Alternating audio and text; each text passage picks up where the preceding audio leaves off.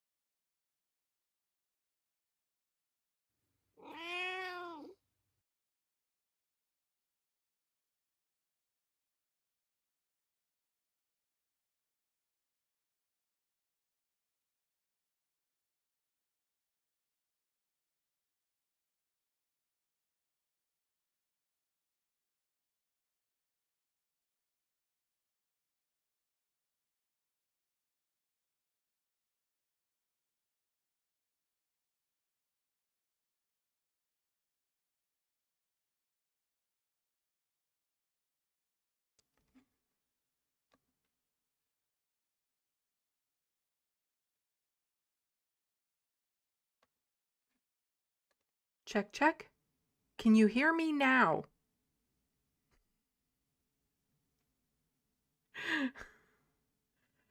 This is going to be a show. I should have checked this ahead of time. I really should have, to see if I could do what I was planning on doing. Hello, welcome to Left of the Box. Bonjour, bienvenue. I'm Sandy. Because I was going to use my regular OBS setup for this, thinking that audio could be shared between the two.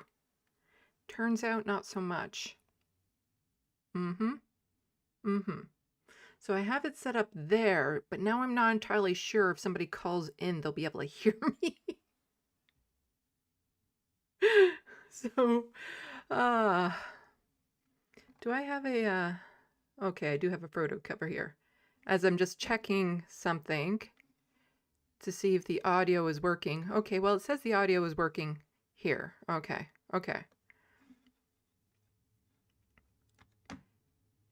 You see, I was really hoping not to have to use the camera through StreamYards, but so my camera is now being used by StreamYards, not by OBS. The quality isn't as great, and it also means that I'm capturing the screen on OBS, so then if I put anything on this screen in front of me, you'd see it. So it's just something that's a little bit more of a pain in the ass when I'm trying to do these live streams, to be conscious of that. But I thought I could share audio, and I guess you can, but anyway. Hi. Happy 5-year anniversary. I'm starting off in a shit way. So far in the SandBox, we have John, Trevor Boren, Soul Life, Jet 56, Nick Rich, Looney Tunes 9000, Boku SF, The True Democratic North, John Glad. Let's see. Epimoo? Welcome. Not sure if YouTube keeps on fucking around with everything here, so you might be people I know, but the handles have changed. But welcome, everyone, to my 5-year anniversary. Hello, Bad Lefty. Okay. So, I will eventually, very shortly, need someone to call in using the link at the top that I pinned to see if this is even working. So today I am attempting, this is why I put like attempting an asterisk, a call-in show. And I'm kind of copying what the letter hack does and using StreamYards to do this. So, but I want audio only. So So if you, I think you need like Google Chrome to pull this off nicely. So you do that, click the link, enter the room. I'll see you, but nobody else. I don't, yeah, I should have tested this earlier.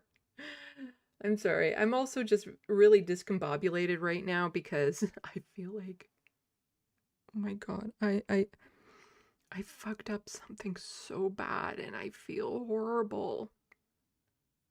Oh, and I just found out like 20 minutes before the live stream that I fucked up on something and I'm just like trying to scramble to I feel like shit. Anyway,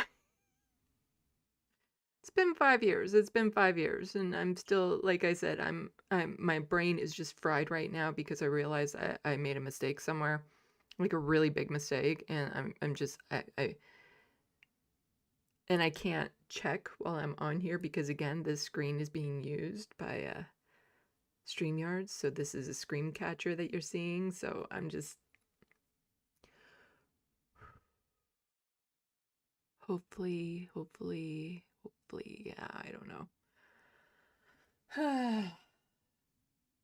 Sorry, this is not how I wanted to start this stream, but like I said, I just found out about a major fuck up I did 20 minutes before this, and I'm still just, I'm internally freaking out on top of my, on top of, you know, the other stresses that I'm dealing with Frodo, which you just saw his picture. He's okay right now. Let's pop him up there. He's so cute. He's so cute. He's okay for now. I'm still waiting to hear from the vet if he's healthy enough to have a mass removed on his neck. And I'm very, very concerned because it's still growing. Like, not fast, but fast enough to notice. And I'm worried that if he's not healthy enough to get his surgery, that mass will... Oh, I don't even want to think about it right now. I don't even want to think about it right now. Hello, Miss Blue Ocean.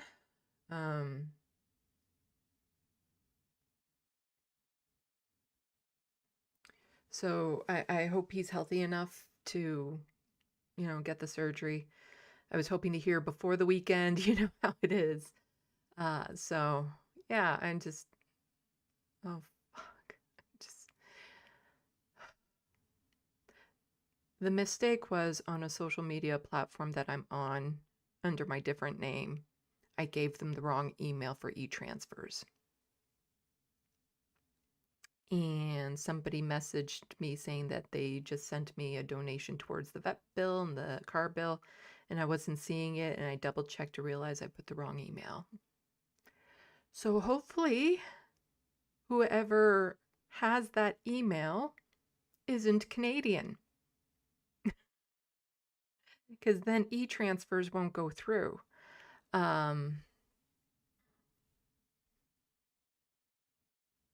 But I feel like shit. Oh my God. Oh my God. I also emailed that email account to be like, so I fucked up. If you see any e-transfers that you weren't expecting, can you please refund them? I'm just, oh my God. I am freaking out.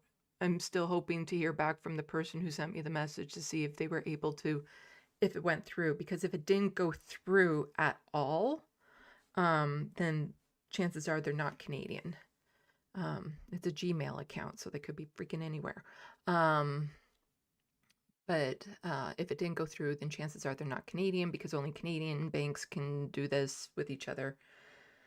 I messaged them like right away to let them know that I fucked up, and to see if they can cancel it and all that sort of stuff. But yeah, I'm hoping they're the only person from that account to have tried to send me an e-transfer. But I posted about it. I deleted the old messages. I just, oh my God. Oh my God. I feel like shit. I feel like shit.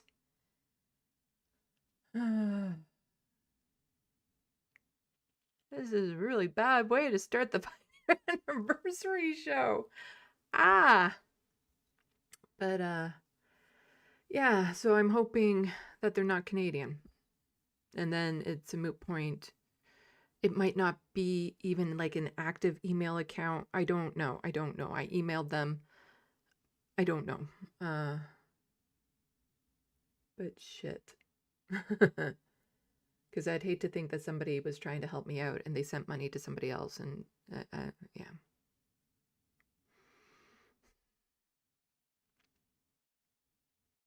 In my defense, it's an easy mistake to make because my other handle had to change because the email I wanted wasn't available. But you know how I have like sandylovis@gmail.com, leftofthebox@gmail.com. I couldn't do this for the other handle because it was taken. So I made a slight change in it. But I have a website and other communications like on the platform, it's all one word. And so I'm so used to it that way. Oh. Anyway. Lefty, everyone in Canada also has Gmail accounts. It's at gmail.com. It's, yeah.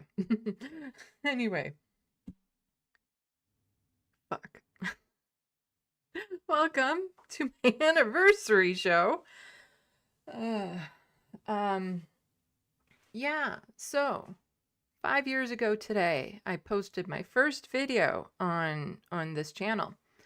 And I started this channel primarily inspiration from Michael Brooks.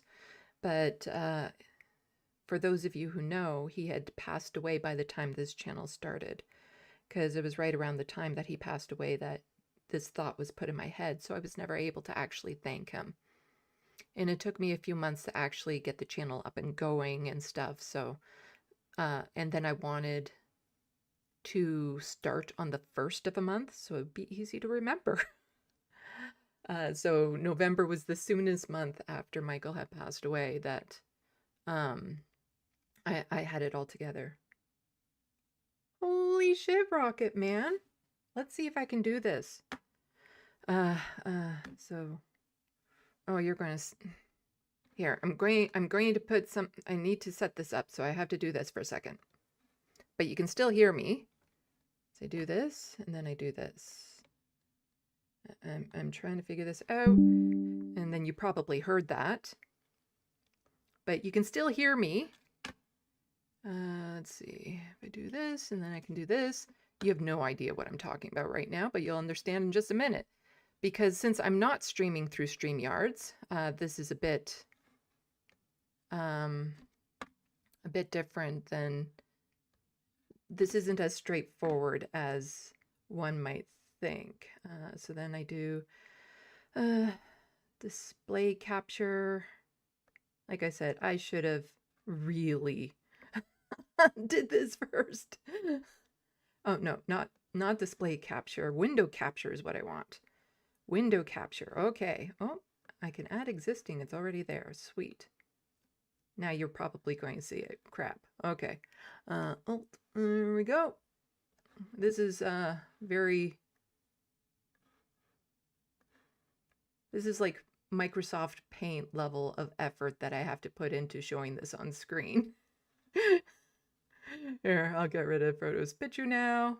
Ah, no, I'll put Frodo's picture back on while I do. Shit. Okay, let's see. I have to do this. Move it over here. There we go. Now, no, it's still not showing.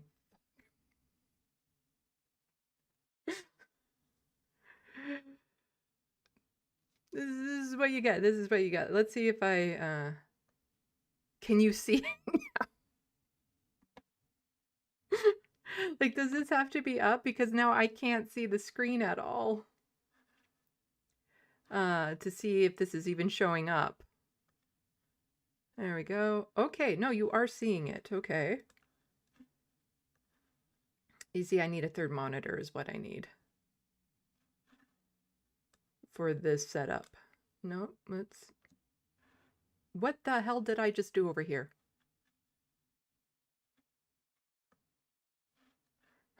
Sorry, everyone. quite the day today. Why can't I? Oh, there we go. There we go. There. There. No, don't. Why did you do that? Oh, I hate trying to adjust the size of these things when it's like, no, we want to make it a size that you don't want. Oh, there we go. I can do it that way. Then I can do this. I'm sure this is like very interesting content you're seeing right now. Okay. Now, can you see it? You can't even see it.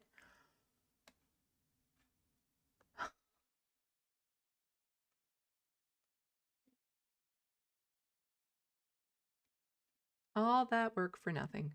Anyway, thank you.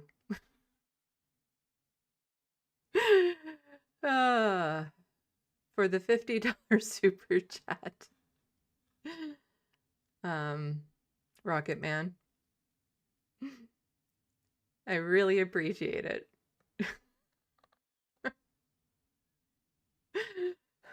You see, this is why I prefer to stream straight through OBS as opposed to trying to stream through here, because I suppose I could do it a different way, or just... I'm determined. If I do it this way...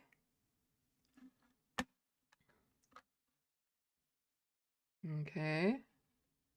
You are getting like prime content right here.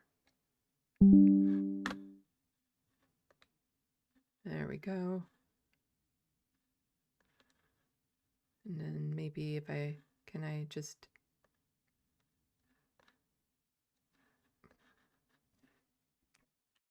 There we go. There we go.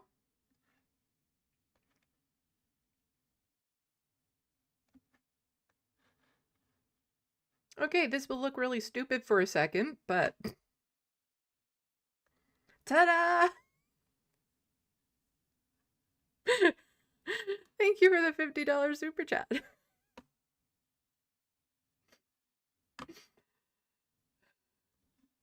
Because you see, what I have to do is I use a screen grab in the other program, and then I use a window capture of the program that I use, and then you're seeing it through that, and yeah, anyway, gotta breathe easy, gotta breathe easy. It's been one hell of a day. Anyway, so yes, 5 years ago, started this channel. Now, why did I start this channel? Like I said, Michael Brooks was the main instigator of this, because he was the one to open up my eyes after I fell into a really dark place. And there was something he said that really helped me kind of get out of where I was and get thinking again and wanting to give back and participate, because I had tried to get involved with politics to run as an actual candidate, and that crashed and burned royally. So after that realization, thanks to Michael, and I was thinking, okay, so I can't get into politics. Now what do I do? You know, how do I get the message out there? How do I still try to make a difference in people's lives and whatnot? And then it was kind of like, well, why not the same way as Michael? And that's when the spark of my YouTube channel kind of came to be. And I thought of the name. It's a really fucking cool name, LeftoftheBox and stuff. And then it took me a while to figure out how to actually stream. I had a friend helping me out. I had to download OBS. They were able to help me with a video editing program. The first bunch of videos were really horrible and everything. And I remember that they were telling me way back when, it's like, you're going to delete your first videos. And I'm like, pish posh, no. I'm going to keep it up for prestige so I can see how far I've deleted the video. It was so bad. I deleted a bunch of my first videos because they were just so bad. And like a lot of it was, people don't realize this actually takes practice. speaking to a camera. Plus, I'm used to performing in front of people and getting that feedback, and without it, it was very hard for me to just talk to a camera. And then also when I was editing the videos and I would hear my voice, I actually then started studying myself because I suddenly realized, oh, this is why people don't get my sarcasm all the time, because the inflections I hear in my head don't actually translate that well. And so when I'm on camera now, I tend to exaggerate that even more. And so I have a YouTube voice that I use that's a lot more, what would be a good word for that? Fluctuating, I guess you could say. That's a lot more in flux so that I can do a better job with just my voice of relaying certain things. And, you know, the editing has improved, the timing has improved because you know, I can be a little OCD and a little bit of a perfectionist at times. And so I was trying to do these videos in one take, which was a mistake, especially when you don't have a teleprompter and I wanted to look at the camera like all the professionals did. Um, and so I would do the video, but then do it over again if I messed up anywhere in it and all this sort of stuff. And then when I did have to split it because, okay, I like this section and I like this section, I tried to merge it and overlap it in such a way you wouldn't notice there was a cut, which was very difficult to do and impossible. I didn't always succeed at that. Um, my pacing was a lot slower. My confidence was not there. But there was this weird thing in the back of my head of I knew I could do this. Like I knew that this was something I could do. And I had to learn patience and learn to take a breath and figure it out and not expect perfection right away. And I'm still working on that. I am still working on that. Because yeah, I was expecting too much of myself right away, I think. And like even my first live streams, if you go back, they're not that great. You know? And even now I probably fuck up a lot too. So it's not like, you know, it's a slow improvement maybe. But within a year of doing my videos though, you could see that there was a drastic improvement. And again, I think it was part of it was uh a part of me knew I could pull this off when it came to editing and stuff of that sort. And so I stuck with it because even at the beginning, even though I hated it at the beginning, there was something inside me saying, you will enjoy this at some point. You just have to get over all the mistakes first. You have to get that out of your system.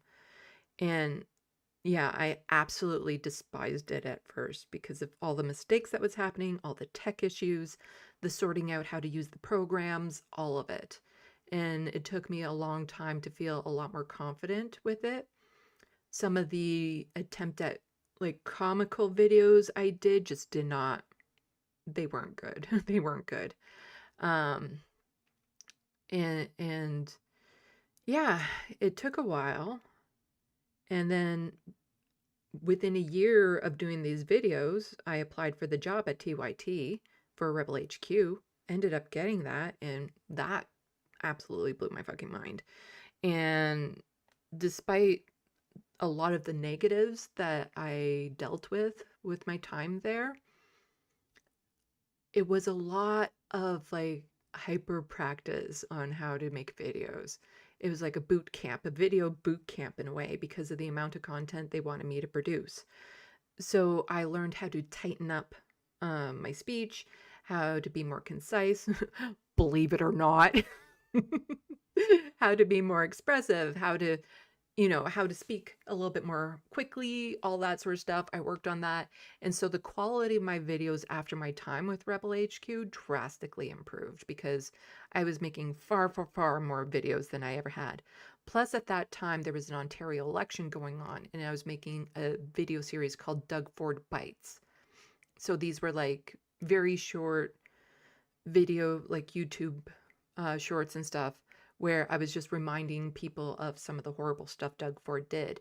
And so I was doing like a whole bunch of those at the same time that I was doing the Rebel HQ videos. So I was doing like a massive amount of content creating that I hadn't done before. So it's kind of like a boot camp of that. And then, got into this, started doing the live streaming. And yeah, I'm still learning and I'm still looking back at some of the mistakes I made at the beginning, some of the mistakes I'm making today. And I realized like I'm so glad certain things didn't happen because I was hoping to call into the majority report and I had like this script, like this is what I'm gonna say and all this, and I had it. What I wasn't expecting was for Sam to actually say something.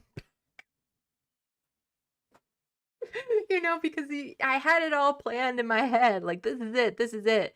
And then the anxiety and everything that I went through every time that I tried to call in was just absolutely insane. And as is with my particular mental health, the first time I do something, even if it goes well, there will be a backlash in my brain of it was horrible. It was horrible. And so after my first few phone calls, my mental state crashed so bad that if the people at the majority report knew what I was putting myself through in order to call in, they would have hired an assassin to kill my cell service. Because, mental health wise, I was crashing out massively every time I called in. Now I just feel like an idiot most of the times after I call in, but it's improved drastically. Again, it's the whole practice thing. But I do have a hard time talking to people when I can't see them. So I'm sure this is going to work out great when people start actually clicking the link to talk to me. But yeah, it's been a wild ride these past 5 years, ups and lows a lot of times. Like the thing is there are a lot of times where I feel frustrated because I don't feel like my channel is growing and stuff. But at no time have I ever thought I want to quit.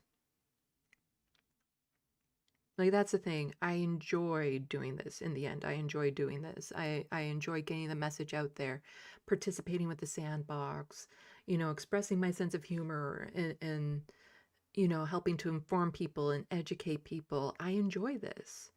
And so, despite all the lows and the frustrations at times that I was feeling and, this sense of it's just lagging, my channel isn't growing, I never wanted to stop. This is, I like this. I like doing this. So yeah, I'm just going to check to see what people are saying in the SandBox. Again, I've pinned the link for people to, if you have Google Chrome, it works best. You click on that and you'll get into the StreamYards thing, and then I'll be able to see you and figure out how if we're talking properly. But I want to try to keep today light, so talking about accomplishments or lessons learned in life, like that sort of thing. Some positive things. I want to try to keep it light. And I also reserve the right to not talk to everyone who just shows up, to end the conversation when I feel like it, if I feel like it's not going anywhere. Also, if there does become like a lineup, to quicken the pace of the calls and stuff. I'm pretty fucking autistic with this. I have no idea how it's going to work. Rocket Man. Haha, Sandy, it's me, Mark Joycey. Rocket Man is a childhood username, LOL. I need to change it someday. I was thinking, it's like, that's Mark's profile picture, but I don't know. Thank you so much. I appreciate it. Yeah. Let's see. Yeah. What people are saying in the SandBox. But also, check out the live stream I did yesterday. I had a lot of fun in it. I was dressed up as a vampire. Many people were saying, I look pretty damn good. So John Litham, you'll have to go back and check it out. I read parts of my book in it. It was all good.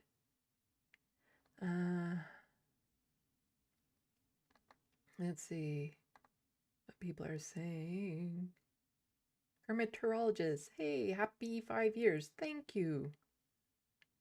Bad Lefty loves the keffiyeh. Yes, I picked it up this year at, it was Palestine Day in my area.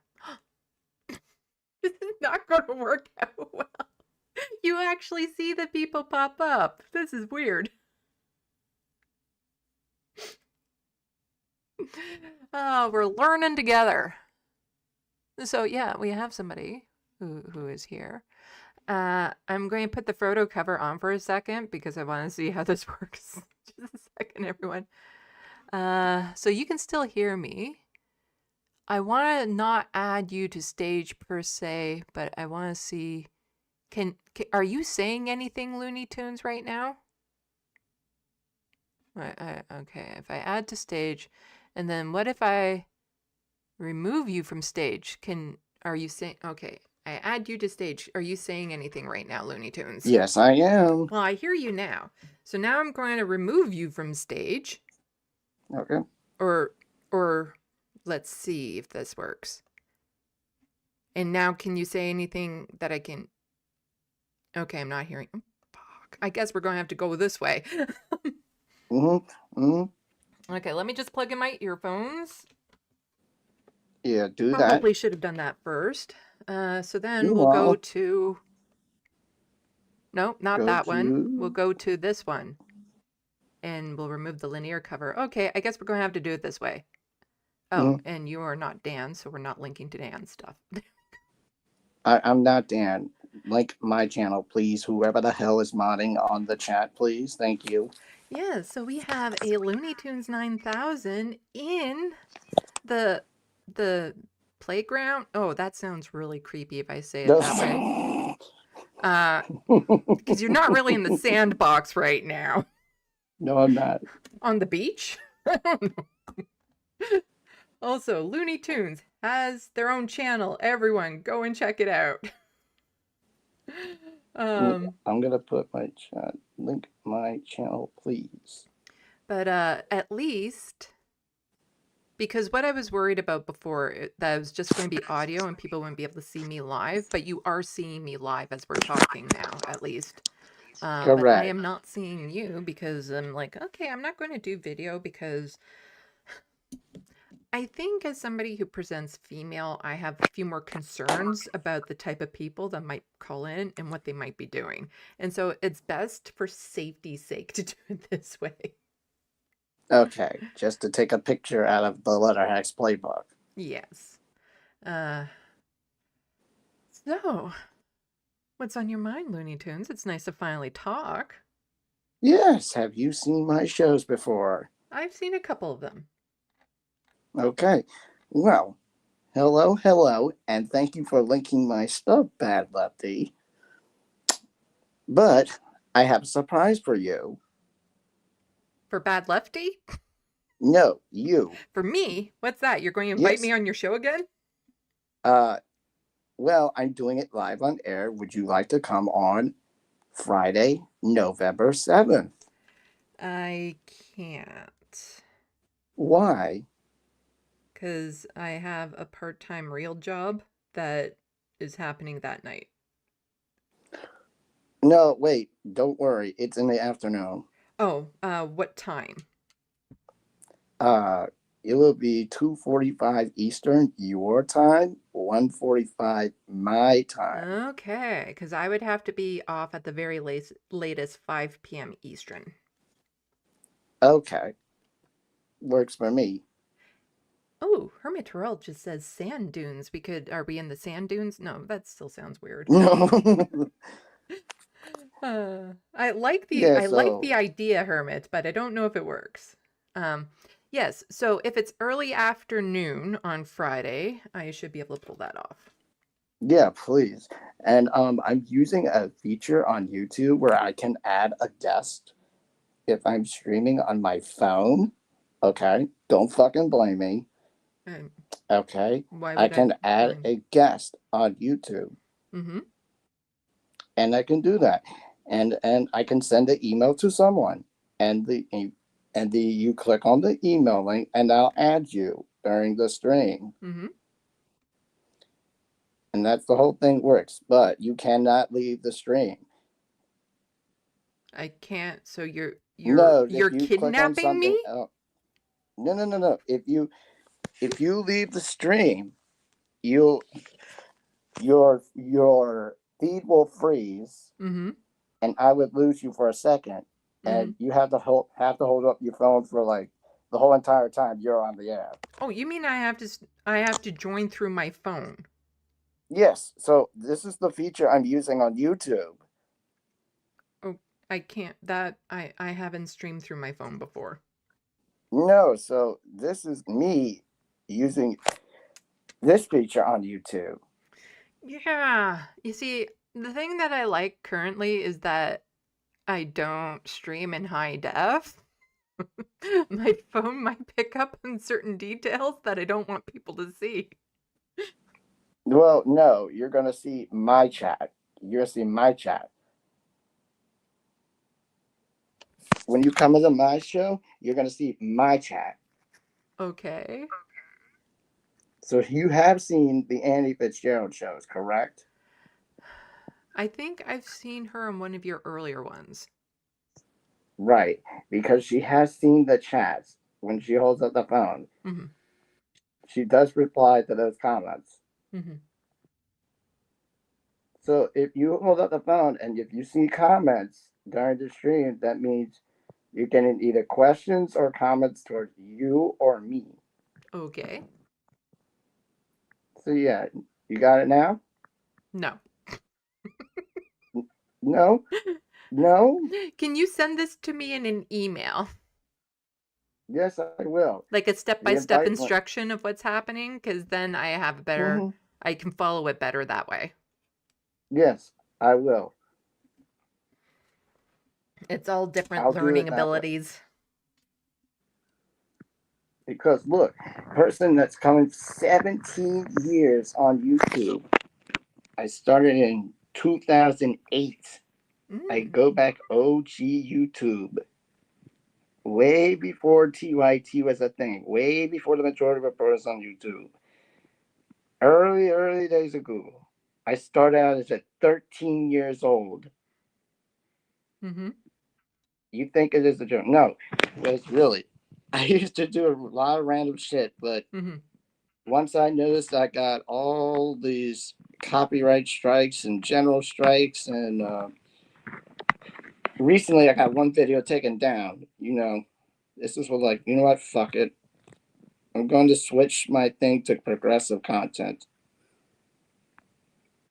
And I've been streaming since June. I'm still Mm-hmm. learning. Like you. Mm-hmm. Oh, It's, Mumi says that they subscribe to your channel. thank you so much. And I'm near 1K. It's been taking me for 17 years. Mm-hmm. I just celebrated 17 years. Well, happy 17 years. That's almost old enough to vote. Thank you. Your time on YouTube is almost old enough to vote. So, yeah, Sure damn ADHD. does. Yeah, ADHD and phone calls and autism. It's. I have no idea how well these phone calls are going to turn out. Look, you're gonna do absolutely fine on these Mm-hmm. phone call shows. Mm-hmm. I've called into many phone call shows. I've called into Jake's, I've called into Dan, I've called into Letterhack, I've called into Matt Bender. Now I've called into yours. My next and final one would be the majority report. Yes, So I that am a one. complete expert. Yeah, that one's a hard one because I have no issues talking to Letterhack, but that's because him and I had talked off camera before, so well, on camera but not on stream. Um, Mhm. so like if I if I'm familiar with somebody on a more personal level, I can handle phone calls. But, as much as I watch the Majority Report, they're still all kind of strangers to me. So it was really hard to just call in and act all casual and stuff because they have no clue who I was when I first called in.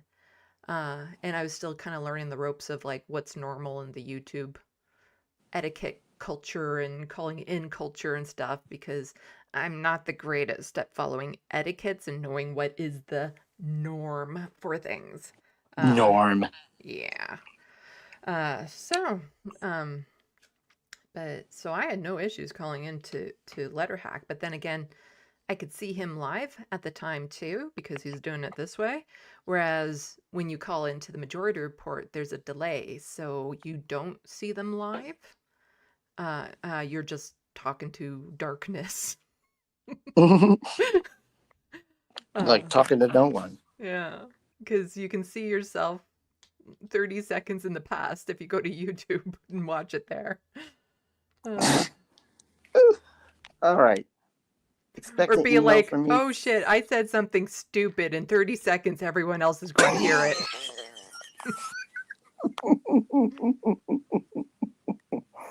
It's like, oh fuck, I fucked up for once. Yeah.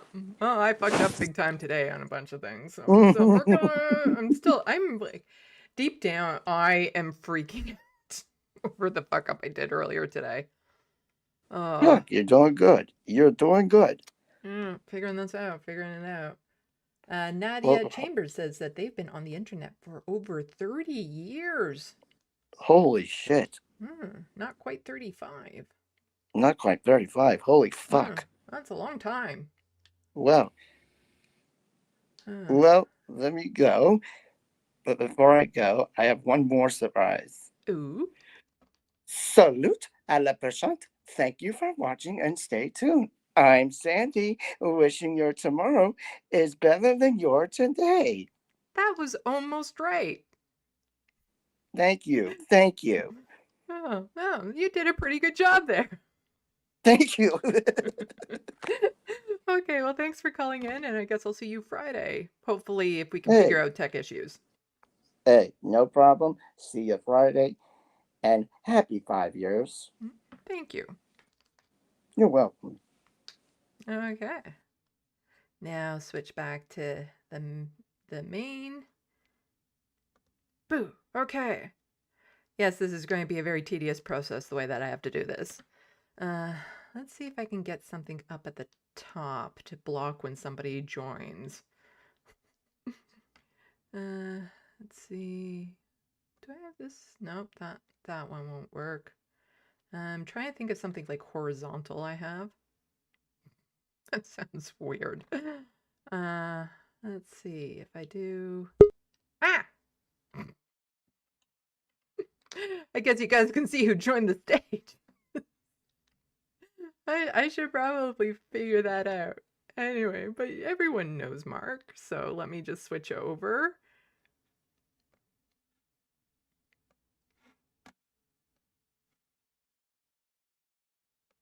Oops, there we go. Hello. Okay, and then I can do, am I on the right screen? Okay, there we go. Mark Hello. Joycey, hello. Hi. Hi, thank you for the super chat. I really appreciate it. Of course. Rocket Well, Man. congrats on 5 years. Mm-hmm. 5 years. Wow, that's I mean, to think that 5 years was like when COVID was happening, and now we're here. Yeah. So Yeah, that was a weird start. And I started late because COVID had already been a thing since for most of the year because it started like the COVID lockdowns and stuff started the March before I started my channel. So it was actually starting late for a lot of people that were, I'm going to do this YouTube thing during lockdown. So I missed out on the initial bump that a lot of people were getting but to me it made no difference because my life didn't change with lockdown really because I was somewhat of uh um I didn't have a job at that time. So, it's not like I was, and I'm not necessarily terribly social. So there wasn't that much difference in my particular life. It was just nice that when I did have to go out, there weren't as many people. My introvert was very happy. I think it was like an introvert's paradise almost in Yeah. the real world.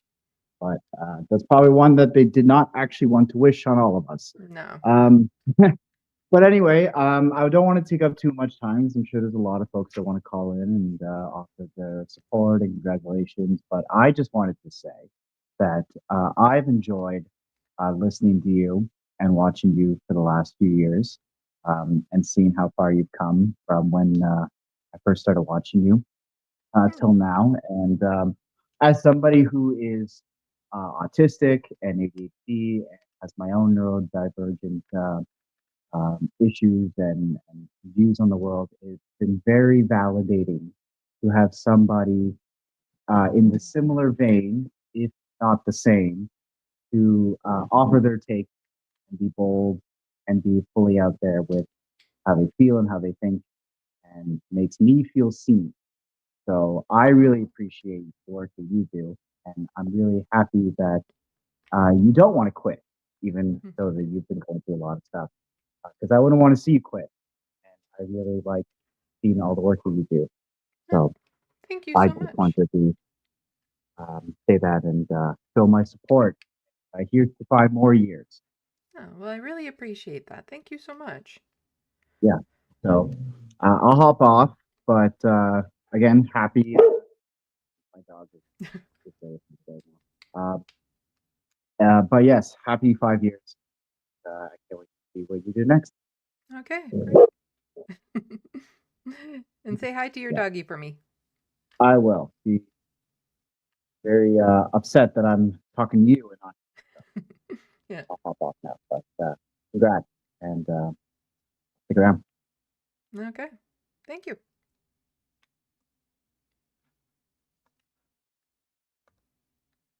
I think I know. So that was very nice to hear from Mark. Let's see. I think I know what I can put that.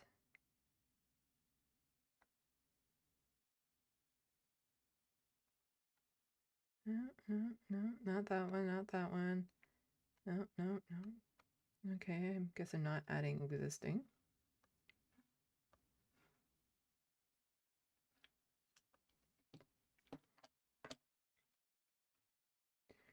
Okay. Oh, I guess it already exists.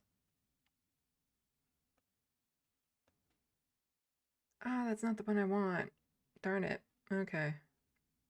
Because that one is see-through. Let's do. So I'll remove that one.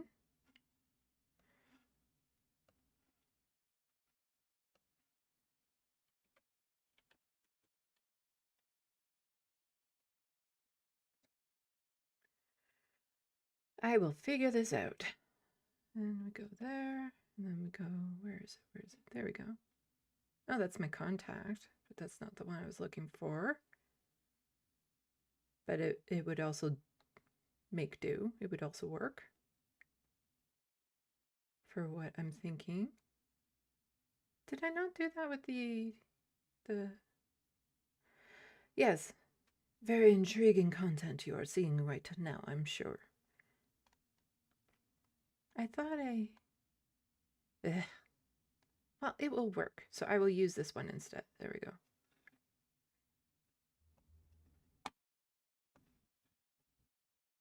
Ah, that fits very nicely up there and should block who comes on. There we go. Ah.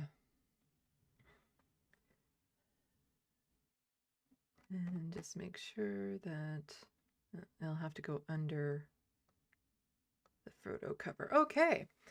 Yeah. So I was looking for the one that had art, like sandylowis.com, but I didn't quite find that one, which is fine. But a reminder to people that recently I had to ask for help with a few bills. Car bill that was over $1,000, and vet bills for Frodo. I still don't know if Frodo's healthy enough for surgery. Fingers crossed he will be. And, you know, I was getting support from people I didn't think cared. And it was a real moment for me, and I'm still processing everything. So thank you, everyone. And one of the promises that I made with that is that for every $300 raised towards these bills, I would do a portrait of a pet or person for someone who lives with poverty at cost. So that means one of these. This is a work in progress.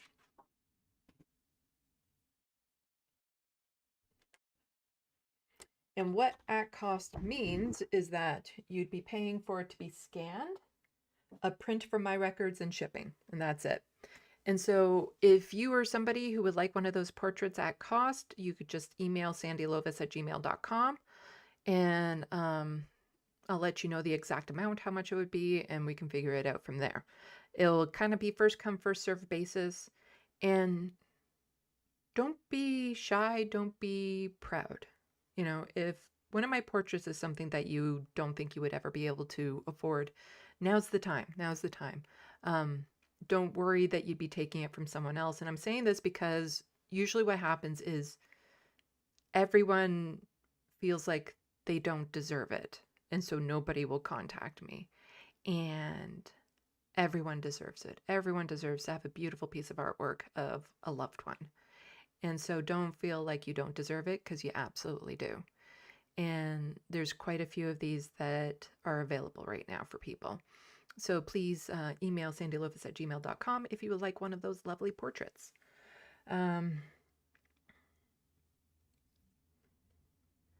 So let's check what the people in the sandbox are saying. And I'm just going to quickly check my phone because I'm super stressed out about my other situation of the fuck up that I did like right before I got here. Like 20 minutes before I started the live stream, I found this out and I'm like, oh shit. And I'm freaking out until I'll be freaking out until I know for sure if hopefully the email that I put up was not Canadian. Because they put a password, so the person, if they had it so that it wasn't an automatic deposit, then they wouldn't get the password. But if they don't, because I have like automatic deposit, then it would just go straight to their bank account. I'm not seeing any updates on that. I feel horrible. Like just so beyond horrible about it.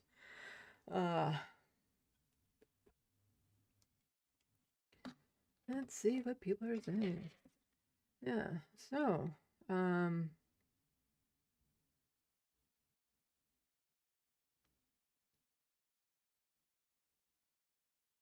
yes, beaucoup at cost for people living with poverty.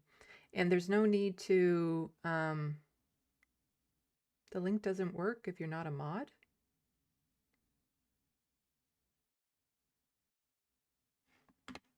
Here, let's see if I can, will this show up on screen if I do?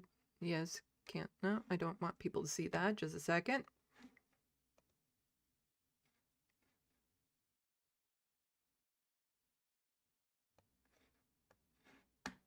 Oh, you still fucking saw that, didn't you?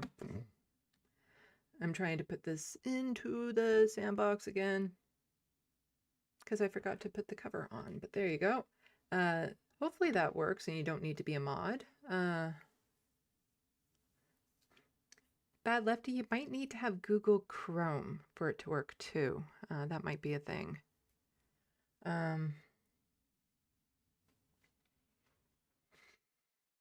But yeah, just trying to think of some highlights from my time on here. Like calling into the majority report has definitely been some of my highlights. Going to see the live show in Boston. Oh my God, that was so great. And the irony of that whole situation is right now, in order to go to see the live show in Boston, I needed to get a passport because I don't exactly travel much. But when I was working for Rebel HQ, I actually had a little bit of an income. And I had a part-time job right before then, so I was able to afford like the new computer I'm using for all of this and to actually have like a little short vacation down to Boston. but I needed a passport for that. And I thought, okay, well, I can have the X gender marker put on my passport because I'm Canadian and you're allowed to do that here. But when I went to go get my passport, my birth certificate was too damaged for them to use as for reference. So I had to order a new birth certificate. And I was born in Alberta, so that took a bit of work. And of course, the place where you would get your birth certificate reissued and the place where they would change your gender marker were in two different offices, and you had to send two different messages to them and try to sync them up so that they didn't print the birth certificate before your gender marker was changed. Because I was able to get my gender marker changed on my birth certificate to X. So my birth certificate, my passport are all not reflective of me being non-binary, which I thought was super great, and I was super thrilled. And so even though it was a bit of a pain having to get my birth certificate reissued, it cost a bit of money and whatnot, I was so grateful for it too, because then I could get the update, which was just, you know, holding the birth certificate in my hand with the proper gender on it was just, it was a really profound moment for me. It really made me emotional, much more emotional than I was expecting. And so I was quite happy that that had to happen. But now there's a certain level of sadness with it because those things that I was so happy to get in order to go see a live show of the Majority Report are the same things that will prevent me from ever going to see a live show of the Majority Report again. Because I do not feel safe traveling to the States if there's an X marker on my passport. I don't know if I would get through. Of course, right now with the crackdown with Trump and everything and what he's doing with, well, not him in particular, but through his inspiration, the border people are refusing entry to a lot of people if they check their social medias and stuff like that. So that alone, if they Google my name and they see my, my YouTube channel and stuff, I ain't crossing the border. But it's just, it's weird that it's now, it's not just the fact of my online presence, but it's also they might not even see my passport as being valid. Let's see. Hopefully you can hear me better a bit now, Bad Lefty. I wasn't speaking directly into the mic earlier. Moomy, Sandy, can you do a picture from any picture from different sides? Houdini passed away, so it would be nice to get a special picture of him. Ideally, I want to work from a digital picture, and it can be, whichever angle you have. It doesn't have to be like a straight on look. It's just I'm working from a picture. So if it's blown up to an 8x10 for it to be in focus, and also in even lighting is best too. So you can see all the details, that there's not like a shadow across the face. So those are the things that you're looking for, like a good contrast from the background. But just one that is close to the face and in focus is really what you need. And ideally digital. So you could just email me the image and then I could let you know if that image is workable or not.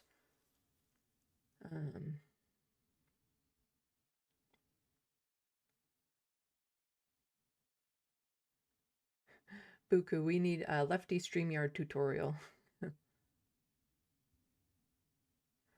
Let's see.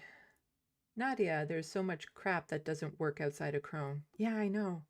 Like, that's the thing. Back in the day, I didn't want like a Gmail account, but I had to get one. And I had to get one for LeftoftheBox and my other persona because in order to participate with a lot of the programs and things that I want to do, social medias, you need it. Because like to get onto StreamYards, I access it through Google Chrome. Like I don't have a specific login for it or anything. I click on my profile for Google Chrome and it brings it up. And that's the same with like Instagram and Facebook and all these other programs where you need Google Chrome in order for things to actually work, which is just, again, it's so frustrating how you're forced to participate in these things. And then they're like, well, you signed the terms and agreements and blah, blah, blah. And it's like, we had no choice. Like any terms and agreement I've agreed to is coercion. Because the reality is I don't agree to a lot of the terms and conditions in these agreements that are sent out there. But I have no choice because at first, when these things were a thing, and my autistic brain was there, and they said, "Do you agree to all these terms and conditions?" And I click no. And then suddenly it's like, why can't I get on? I don't want to agree to all of these. Can I change some of them? But if you click no, it's just a hard, you're not allowed to use this program that might be valuable for your work or social life or, all these other things. If you just want to be able to participate in society, you need to agree to these things or else. And so that's not exactly fair. Hello, Paige. Mumi is saying, all my pictures are digital. Then you should probably have a good one. And you're Canadian too, so you don't have to worry about customs and stuff for it being shipped across the border. Let's see what people are saying.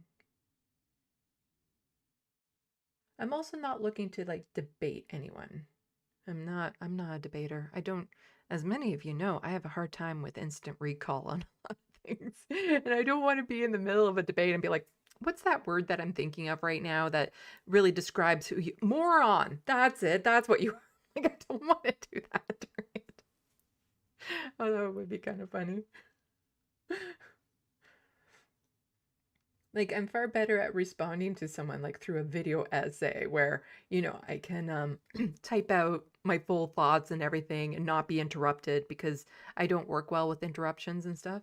Because the thing is that I do love discussions, and I was hoping to have like far more conversation type stuff on my channel. And I do enjoy being invited onto panels, but I do struggle when I'm on with a large panel, because I don't know when to interject. And I don't know how neurotypical people or some neurodivergent people know how to do this, where one person just finishes the thought and the other person is just magically in. And meanwhile, I'm like, I wanted to say something that was funny. If I had said it 2 minutes ago, it won't be funny now if I say it. So what, do I still try to interrupt and be like, so back to that point that we now moved on from, this was my joke related to it, ha ha ha. Like, it doesn't quite work that way. And so quite often by the time I can actually interject and be like, so I'm responding to something that was said 10 minutes ago. Like, it's very difficult for me to figure out, like, how do humans do this where they're just instantly properly in a conversation? So, and especially with online debates, it's very extremely problematic when there's delays, because then you're cutting people off without intending to and all this sort of stuff. And, phones had it down. You could do like a meeting call on a telephone, like on a telephone. And everyone who is talking on that telephone at the same time were all, synced up. There were no delays. You could just all talk like normally. So, old telephones had the technology that these massive, corporations like Google and Zoom and all these other programs that we use for this have not mastered the art of synchronicity, you know? Let's see what people are saying.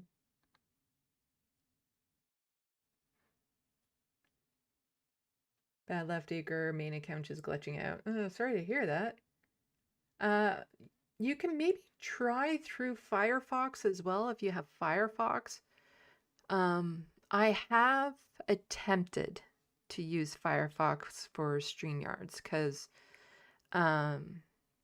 if I don't log out and use it here, then when I go on this space, I'm still logged into the system and I don't have to worry about getting a special code or anything of that sort. But when I log out, then I have to do that. So I wanted to use Firefox for when I do StreamYards here.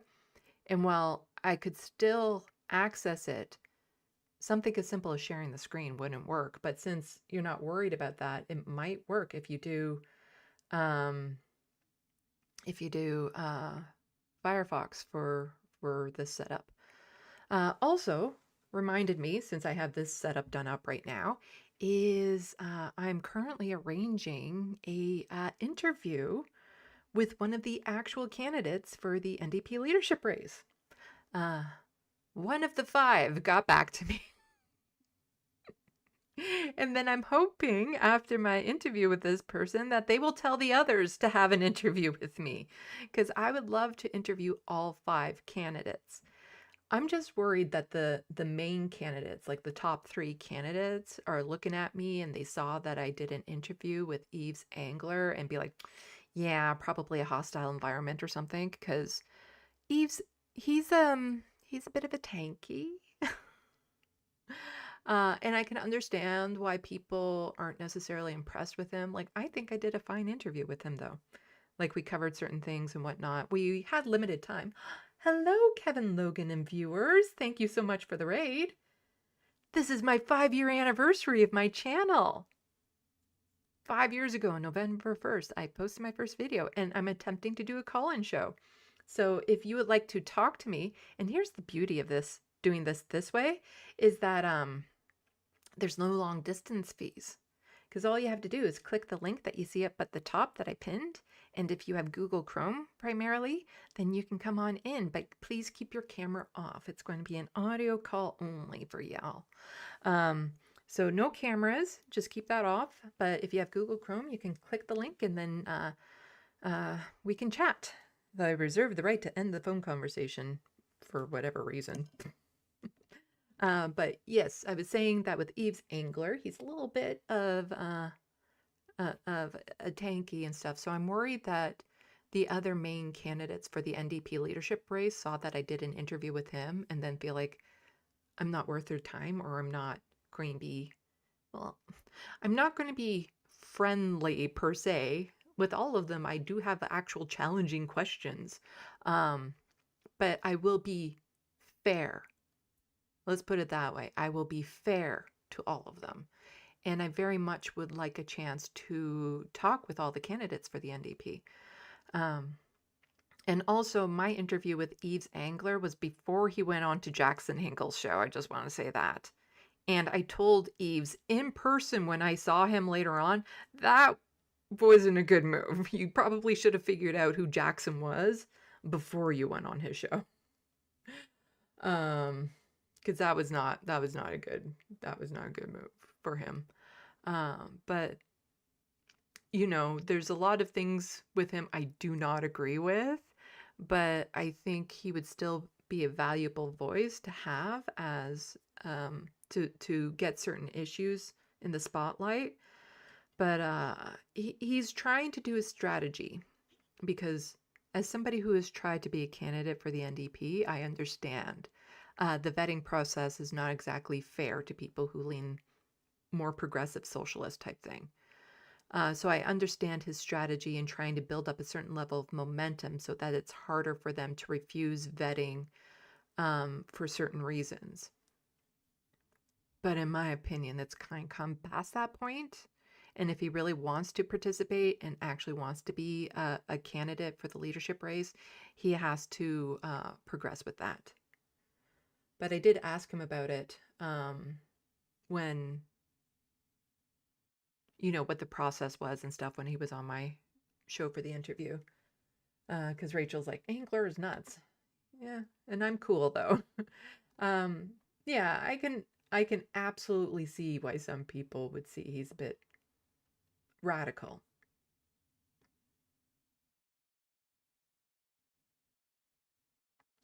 Let's see what people are saying in the SandBox as we're waiting for more people to click the link and come. I'm trying to think of a cool name, because this would be the SandBox in a way, but the SandBox is the chat, so I need like another name for, you know, coming into the ring without sounding very right wing when you say that. To come onto the dune was an option, to come onto the beach. Things that are sandy, I suppose, to come into the castle, the sand castle. That sounds a little bit too royalty-like. The storm. Ah, there you go. Will you come into the sandstorm? Also, really good EDM song. Let's see what people are saying. Buko is saying phone chat is currently the absolute worst. Yeah. Nobody talks on the phone these days. And as somebody with a lot of anxiety with certain companies and stuff calling me, it is such a relief that if I don't recognize the number, I just don't answer. And it's nice to have that feature all the time now. And then, of course, they never leave a message or anything. And then if there is a message, sometimes it's just like this weird nothing and all that sort of stuff. But also for people who are pawn jumping, check out my Halloween live stream I did last night. I was dressed up as a vampire. Some people thought I looked really good. And tomorrow will be my regular news live stream.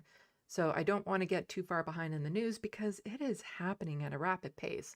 So I want to do some updates on Bill 60 here in Ontario, which was Doug Ford trying to remove all rent control. And so he rolled back part of it, but not all of it. There was a little bit of a fun stuff going on Twitter today when some people were posting that Mark Carney apologized to Donald Trump for the commercial Doug Ford made. And a lot of these liberal leeches, liberal lapdogs or whatever to Mark Carney, they're like, this is fake news. Why would he apologize for someone else's commercial? This didn't happen. Is the apology in the room with us right now? And all this sort of stuff. And then there's a video on Global News of Mark Carney saying, I did apologize to Donald Trump. Because they all thought that Donald Trump was lying when Donald Trump said that Mark Carney had apologized to him. But then Mark Carney's like, no, I apologized to him. And then also told Doug Ford to STFU. But you see, this is where some of my critique was coming in earlier, that the federal government hasn't been doing a good job within its role as the federal government. So there should be things where the federal government is stepping in more. How the Healthcare Act is doled out, for one thing, because we have a lot of conservative provinces trying to privatize our healthcare. And the federal government should be saying, yeah, you're not allowed to do that. You can't do that. But also, foreign affairs and negotiations and all that, that's a federal thing. And Doug Ford has been mucking around in it for a while now. And there's been no crackdown from the federal government to tell him to stay in his lane. So the more they don't say anything to Doug, the more he would do. And then he crossed the line and canceled all negotiations between the federal government and the United States because he wanted to be center of attention. And yeah, the federal government, Mark Carney, probably should have said something to him sooner. Maybe when they were having some of their cutesy little dinners together, because they're just getting along so well. And the thing about Mark Carney that's really pissing me off right now is that, not him in particular, but some people who voted for him, is that there are people that are saying, I usually vote conservative, but this time I voted for Mark Carney, liberal. So that proves I'm not stuck to a party. That proves that I'm voting for policies and not candidates and blah, blah, blah. And it's like, Mark Carney's a fucking conservative. You just voted for a conservative. That's all.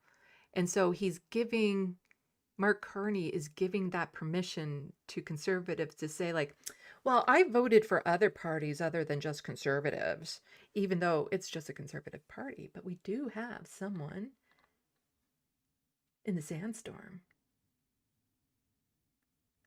Mumi saying, do you think the budget will pass or will we get an election for Christmas? It's hard to say. I don't think the NDP will vote in favor of it because they're still trying to get a new leader. So it's hard to say how many people they need in order to vote in favor of it, but a lot of the campaigns right now don't necessarily want to have an election after we just had one. Also, with the Conservative Party right now, there's a leadership review coming up very shortly. Pierre might not be passing that leadership review, so then they'll be in need of a leader too, and they would want time to actually build that up before the election. But let's do this. So you will still be able to hear me when I do this. And I go over to this one, and you get to see cute little Lanier. And then I add the stage, and then I do welcome, Nadia. Hello. You're in the sandstorm right now. I definitely relate to some of the issues with speaking and all that. I guess I have something of a speech impediment myself, and that's well, I may have hit my ceiling, but a lot of the story with improvement and such happens similarly with me, even if I hit a moderately low ceiling. No, don't worry, you're in a safe sandstorm with me. Yeah. Because I get it. I get it. Yeah, it was, I think, back in 2013 that I started doing, I guess, like Google Plus Hangouts with, I guess, something of a anti-religious or whatever kind of theme, and was kind of trying to piggyback on the new atheism stuff, although I ended up sort of on the losing side of the whole elevator gate slash Gamergate thing, being, I guess, more on the atheism plus side or whatever. Yeah. Oh. Welcome. So what's It's on your mind? Oh, and where are you from? I haven't been doing that. We know your name. Where are you from? Yeah, so I'm, I guess, calling in from Berlin right now, and hopefully settling in here for the long term. And previously, I was in New York, and of course, I got the warning a little bit ahead of the inauguration to get out of the country because they're going to go in a very bad direction. Yeah. So, yeah, I had my source had, I guess, Republican Party insider information. So, because I guess we're like an adjunct professor of political science, but they were doing, I guess, more of the statistical affairs, like for all the, I don't know, I guess it wasn't necessarily gerrymandering, but like micro-targeting or whatever. And they said, yeah, they had the whole thing where they said there was going to be, I guess, a rehabilitation of the NS regime, and of course that was vindicated inauguration day when Musk was smiling. And yeah, they have their whole bit about turning blue cities into American Gazas. At least has been partially vindicated with the ICE slash CBP occupations of quite a number of blue cities. So, yeah, of course, go ahead. I'd like to hear from more people that were like, oh, Trump wouldn't be so bad or something, or even from the people who suspected Trump would be bad. I want to hear from people be like, did you actually think he'd be invading American cities? Like doing all the things that they used to fearmonger about Obama doing with. Oh, what was that group? There was that group that they were thinking that Obama was going to be responsible for invading cities through vacant Walmarts and stuff. There was a name for them. The operation, Jade Helm. Oh yeah, Jay Helm. Like all of this stuff that was being fearmongered. Like, what even are Trump supporters thinking? Like that there would actually be invasions of the city. Like I'm trying to wrap my head around how far this has gotten, yet how relaxed a lot of people seem to be about it when they should be, I feel like, freaking out more. My impression is that the hardcore base is saying pretty much, or not, maybe less saying than just cheering it on, saying, "Yeah, go after the blue cities. Let's go kill some liberals or whatever." That's my impression of the actual base. Yeah, I hope it doesn't get that far. Because Yeah. I was worried that it would get a lot worse after Charlie Kirk was assassinated, and I'm worried that it is happening. It's just being slowly rolled out behind the scenes or something that we're not seeing. Um, so I don't think that's all taken care of yet. And I'm worried for all the people in the States and what might happen. And I'm worried about a lot of that trickling up here in Canada because um, I'm like a lot of people where I can't flee. Like I can't even leave my province because I'm on disability. And so if I were to try to move to a different province, I'd have to apply for disability in that province, which they automatically reject and stuff initially, and then I'd have to find doctors in that area to get diagnosed properly and on and on and on. So chances are I wouldn't be able to get disability in another province. So I can't even leave this province if things really go to hell here. Um, but I get a lot of love from the UK, the pond jumpers. I'd be more than happy than you know, moving out there.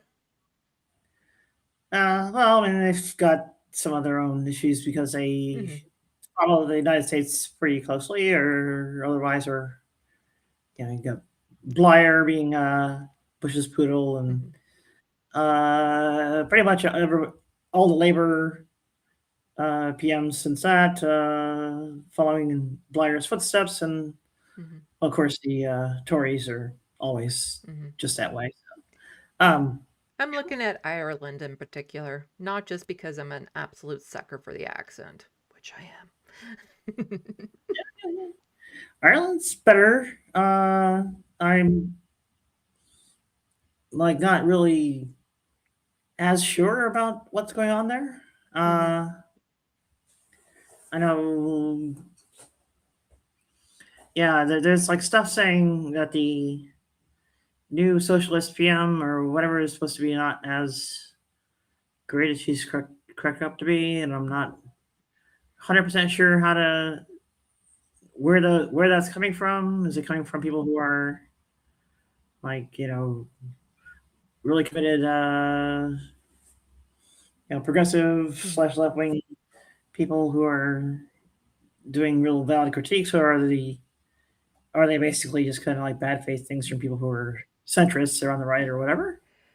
I think I'm going to wait until the Greens win and wait a few years after they've fixed a bunch of things before I would ever even consider a visit.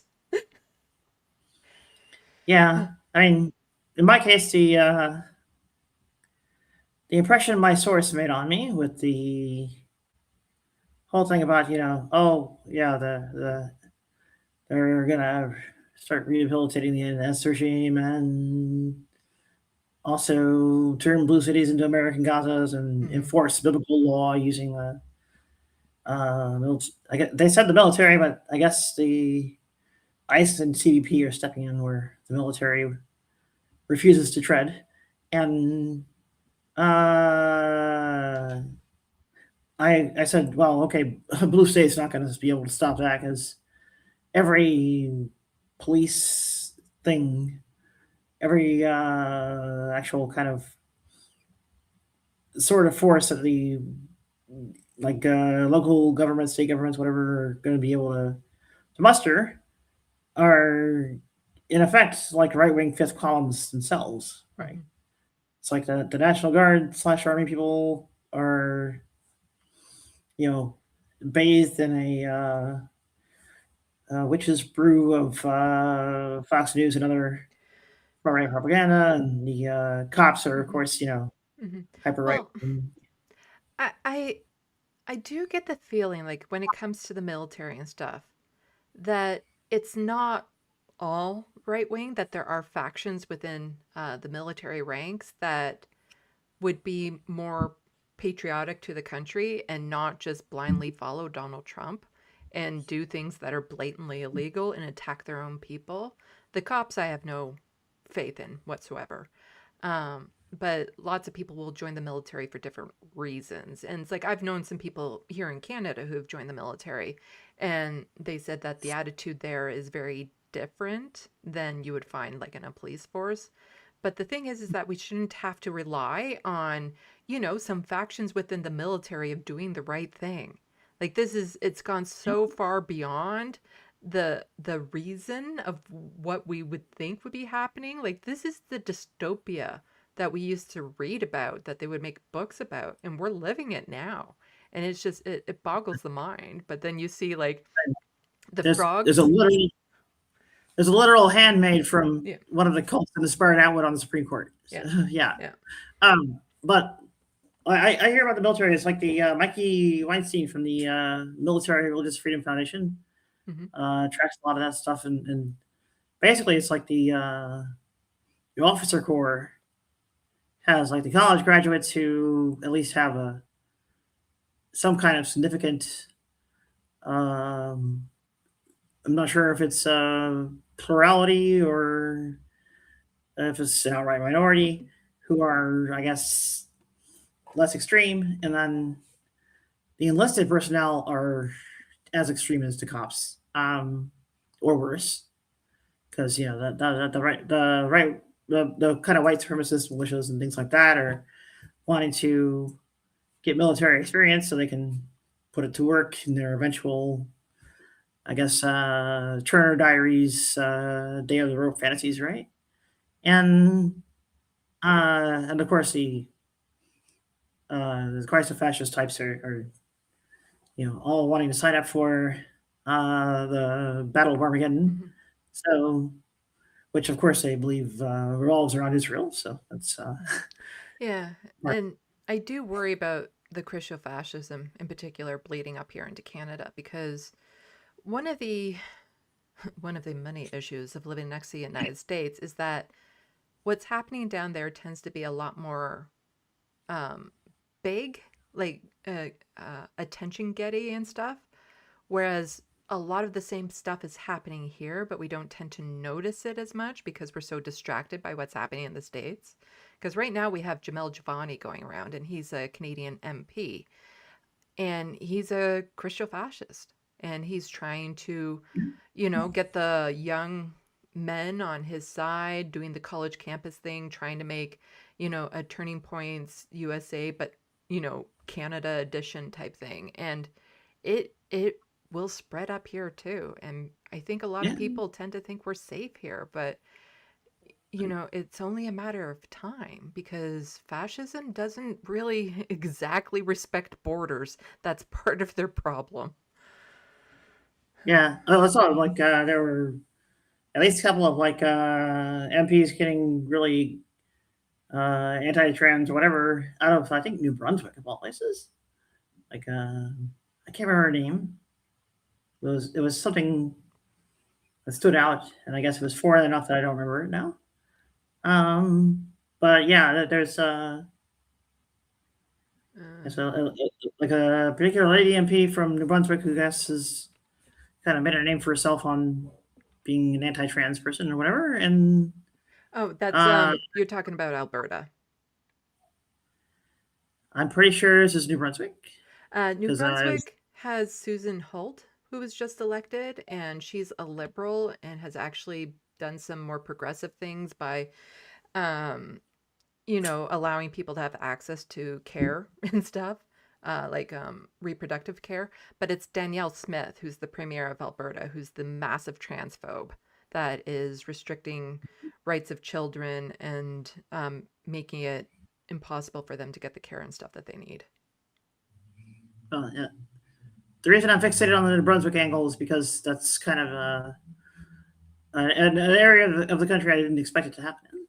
Well, there was the former premier of New Brunswick was more transphobic because they were conservative. But the new premier, she's been in now for about a year, I guess, and has been reversing some of that damage. But I don't know specifically her thoughts on the trans issues, because, a lot of the politicians here like to stay out of the headlines, so they don't do anything completely bombastic to get noticed, but Danielle Smith will. So I don't know, like I haven't done a deep dive into all the different premiers of the province to find out where they stand on certain issues. I probably should at some point and make that into a video essay to find out, you know, if she's trying to ban like using proper pronouns and stuff in schools, but I don't think she is off the top of my head. I'm pretty sure the person I saw was an MP and not the provincial governor. Okay, so you're talking about an MP in New Brunswick? Yeah. Okay, that would be different. There's a lot of those transphobic MPs around all over the country. I was thinking the premier of New Brunswick. Yeah. But I do recall during the election, there were some sketchy MPs from across the country in the Conservative Party that were just conspiracy theory brained, transphobic, like genocide deniers, residential school deniers, racist, COVID deniers. Like there was the whole gambit. Some talking about chemtrails, one that said, who shared a post saying to cure COVID, you just use a blow dryer up the nose to cure it. Like all of this stuff that was just wild. And I do vaguely remember focusing on someone from New Brunswick who had like a Christian church thing going on. Yeah. I'm trying to remember off the top of my head. It was probably covered back during the election. But there was somebody I think that used to have like an evangelical show. And they were trying to become an MP. That sounds possibly like at least one of them. Mm-hmm. I think Rachel says that she's blonde and has a French name. That sounds about right. blonde and French name. That sounds, yeah, I'm pretty sure that's right. The I think Sherry Wilson is in like the legislative assembly, and while this is not the person I was thinking of, I think she has got into that issue at some point. Mm-hmm. And let me see. I'm just seeing if I can do a quick search. News, because they would have had some news articles about them in particular, I think. Because they would be a standout for being, you know, a radical Christian type thing. Not seeing it off the top of my head, so. But I do vaguely remember. Yeah. So let's see, the 44th. Like it's amazing how quickly things move in the news. That, you know, you can have stories like this and just a few months after the election, so much has happened. So many things have come to light that, you know, oh right, there was this transphobic MP somewhere that just totally gets lost in the noise of everything else that's been happening. Like we're living in politics in dog years at this point, where it's just everything. There's so much that's happening every day in the news to get caught up and stuff. It's not Melanie Joly, BCAT. Melanie Joly is a liberal in, I believe, Ontario? I don't know. Yeah, let's see. I'm pretty sure she was associated with one of a couple different locations. Moncton would have been one of the two, but then I'm not seeing the results for Moncton matching what I'm thinking.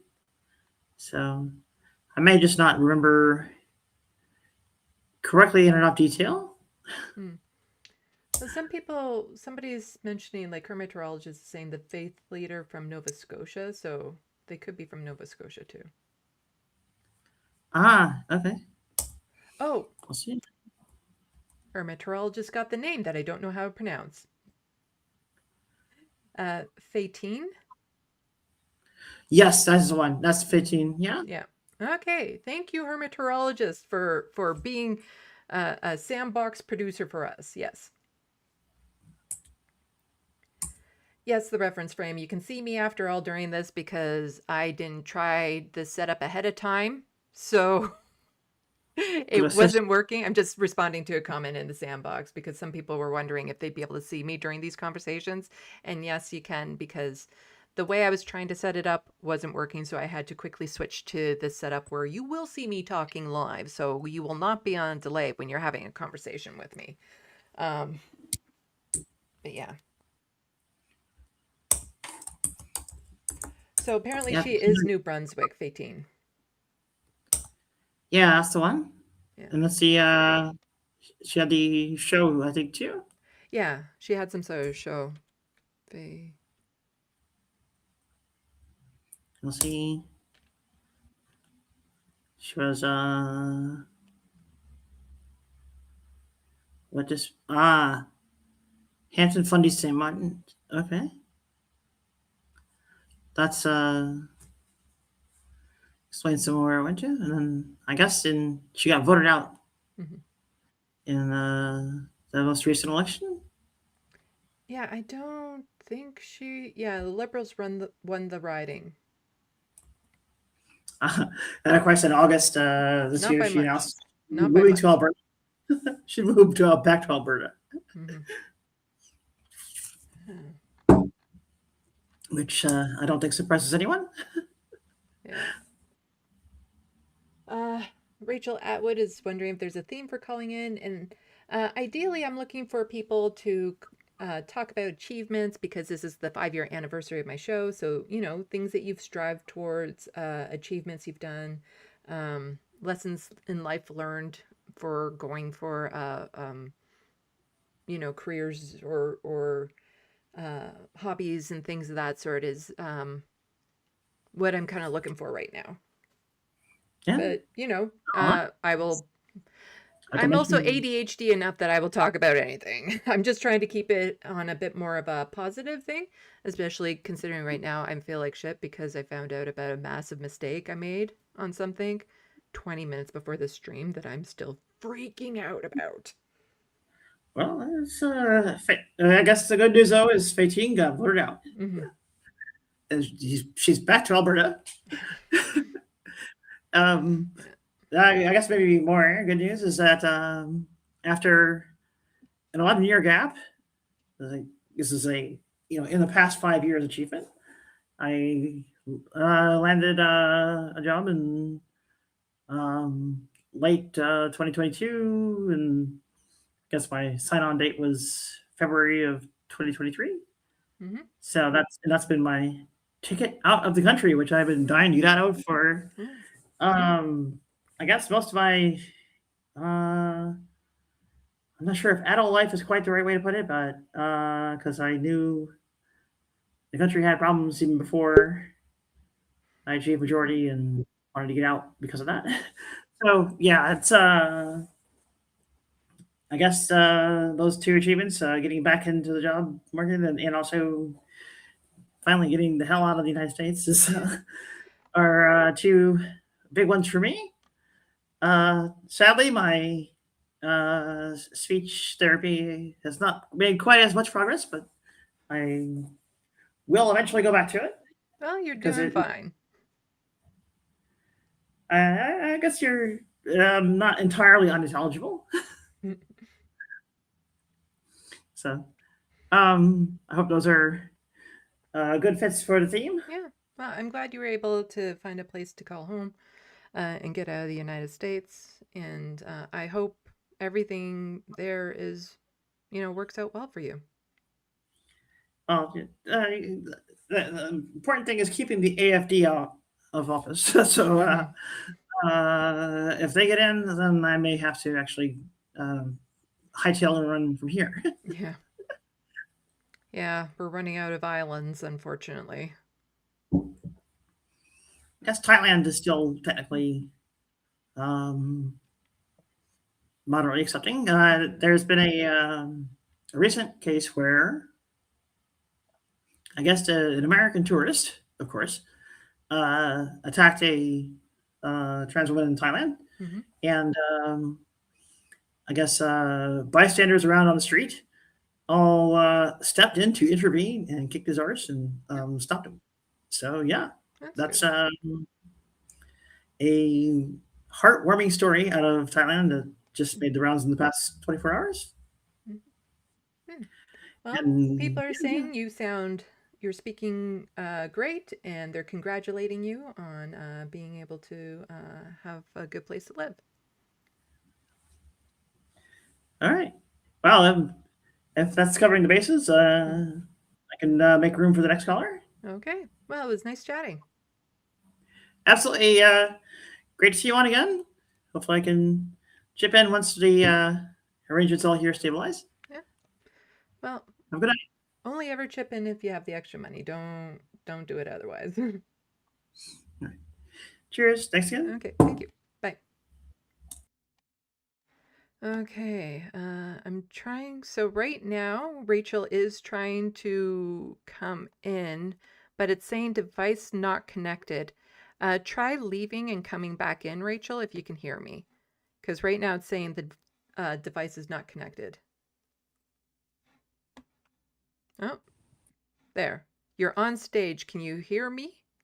I hear you fine. Can you hear me okay? Yeah, now I can take the linear cover off. Hello, Rachel. Hello. Well, congratulations on 5 years. Thank First and you. foremost. So yeah, let's see. I guess my thoughts are all over the place. Something I feel okay about are on the very, very small scale, the cat I was taking care of that did not want to make itself known Mm-hmm. to the point where I thought it might have escaped out into the woods. They found him in the barn. They just didn't Oh, want to see me, but he's alive and well. So that's that's good. something we can, yeah. So I feel that's something to feel good about. So Mhm. I don't know what else I was thinking. See, the thought that something that came to my mind earlier that is actually really depressing. So maybe I don't need to do it, say it right now. So. Well, you know, it is what it is, but I mean, just one thought I have, I guess it's kind of more general.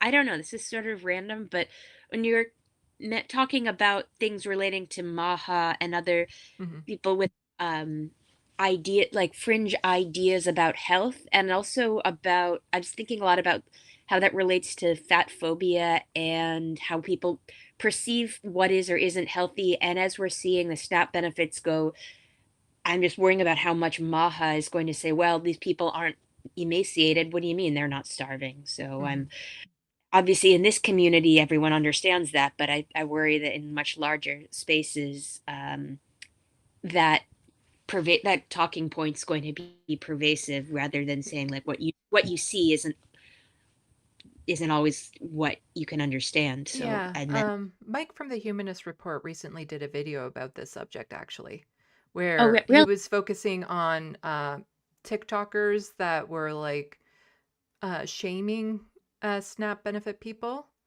saying, you know, you should have been prepared for this, maybe don't get all these luxury items and blah, blah, blah, blah, blah, and how ingrained that is in society as to this idea that others can dictate what people get on their SNAP benefits or any extra help when it comes to food and whatnot. So he did a really good video about that and posted it just within a couple days ago.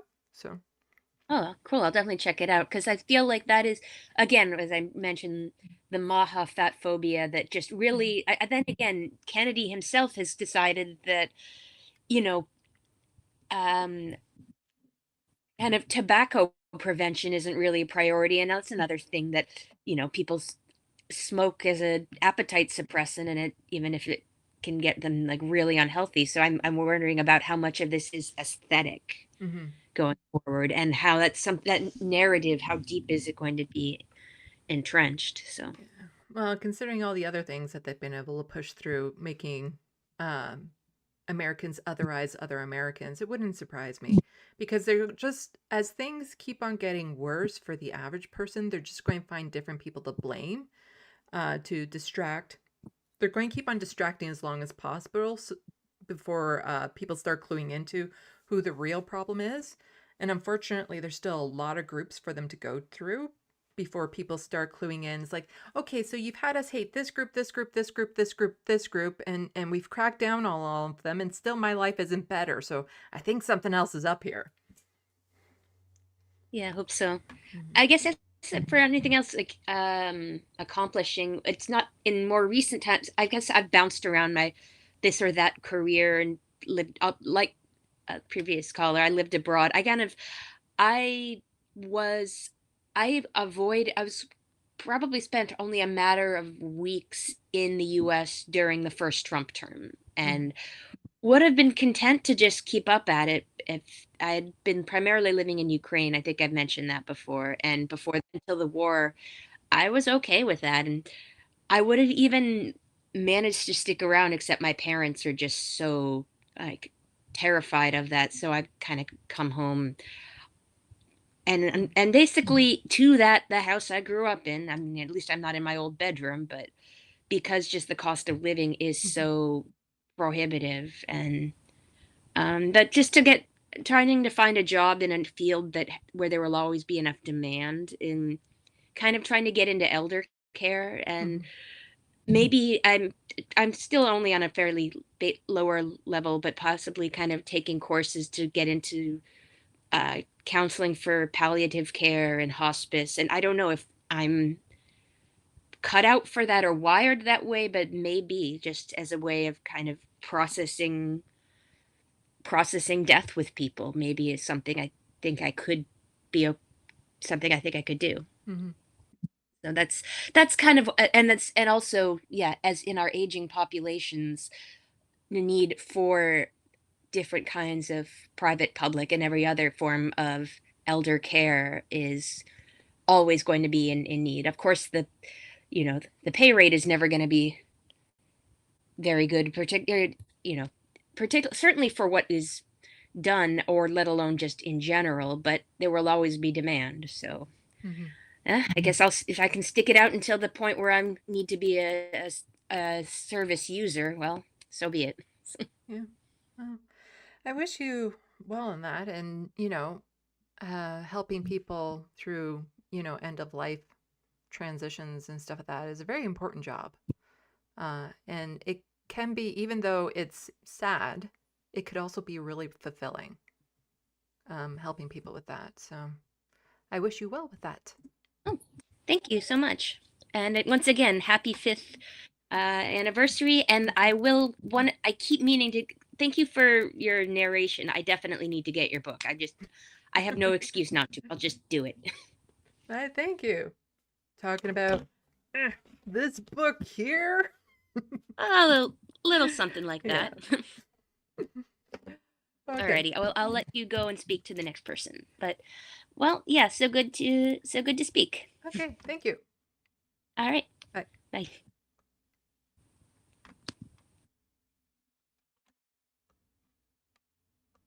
Well, there is room for more people to sign up. Thank you so much, John Litham, for the $4.99 and the hippo with the hype. The hype hippo.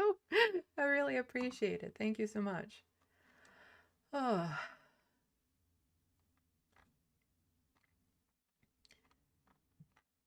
And also feel free to ask me questions and stuff. The ask me anything. And the thing about ask me anythings is I will give an answer. It might not be the answer you want. And, me saying this is not a question I want to answer is still an answer.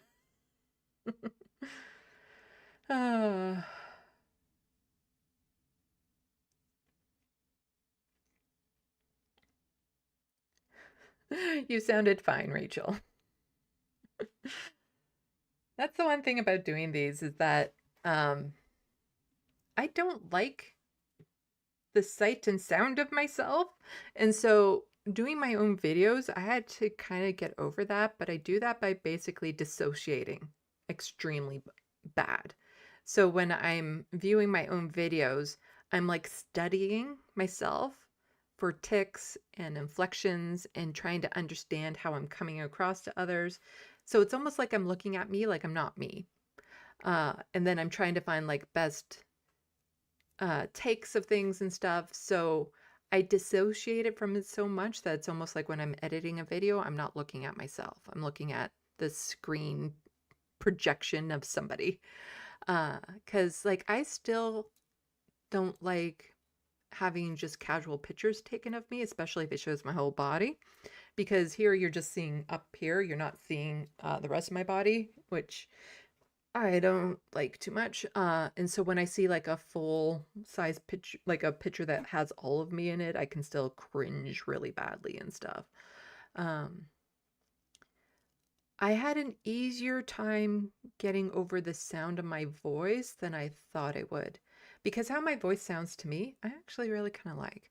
And as I was saying earlier, I could hear the inflections and the sarcasm in the voice that echoes in my head better than what's being projected out there.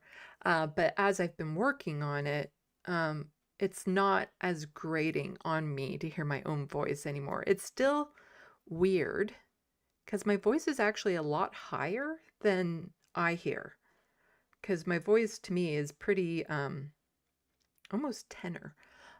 So when I hear my own voice, it does sound super feminine, but the voice in my head doesn't so much. And I would like to get that voice out there. Like I wish there was like a device that people could wear that would alter your voice so that it sounds the same to everyone else as you hear, because it's almost like we're living two different realities of what a person is. So the person sees themselves as one reality, but then they're interpreted by other people in a different reality because they sound different and the inflections and everything can be different. But let's see what people are saying.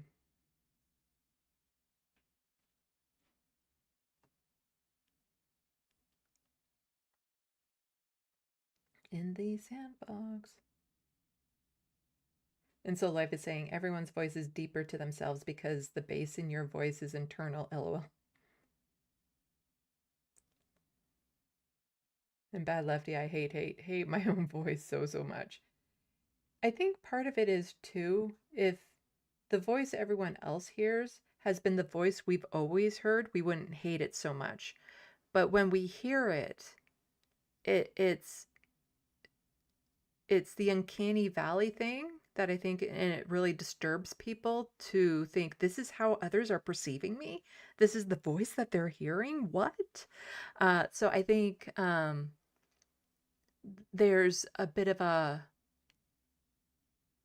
almost an anger that you don't sound the same to everyone else, and a frustration that goes with it of being perceived differently than you think you are.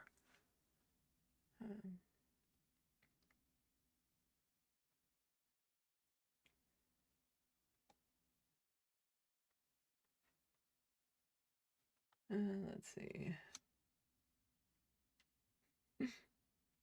So Life is worried that their boss is going to walk in. Bad Lefty, I can buy that, Sandy. Yeah, I remember being really disturbed when I first heard my voice as a kid. And I was in vocal lessons at some point too, so I think I sound good when singing. I've had people say it before, but now I'm okay with the sound of my voice when I'm talking. I don't think I'd be able to tolerate it at all to hear myself sing. Like if I heard a recording of my own voice singing, I would lose my shit. Grand Theft Autobot, Sandy, you remind me of one time when someone asked me, I have a question, and I said, and I have an answer. They responded, but you don't know what my question is. And I said, but you do not know what my answer is either. I don't know what my answer is until you ask your question. Let's find out together, shall we? Yeah, I used to have this thing. It's like, ask me anything and I will provide you with an answer. And then they all kind of clued in. It's like, how accurate that answer might be is up for discussion, but I will give you an answer. And welcome to the sandbox. Got a lot of people in there. Uh,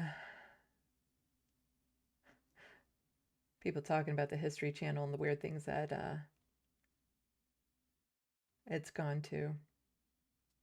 I used to like all those conspiracy theories like crop circles and whatnot, but they get so overplayed. Like I like the idea of living in a world where there's more mystery than there actually is. When there's more possibility of supernatural than there actually is, type thing. Because I don't rule out a lot of things, but I haven't seen any proof to indicate a lot of things are real either. So I tend to stay like that for the most part. I neither believe nor disbelieve in a lot of things that happen. Need to get these out of my ear holes for a bit. And I sound different with these in my ear holes when I'm talking versus when they're out. But any pressure on my ears for any extended period of time will start causing a bit of a pain. So until somebody else decides to pop in for a chat, I'll give my ear holes a bit of a break. But yeah, people who tuned into my live stream yesterday got to hear me read from 2 parts of my book. Chapter 2, which is super short, and the first half of another chapter.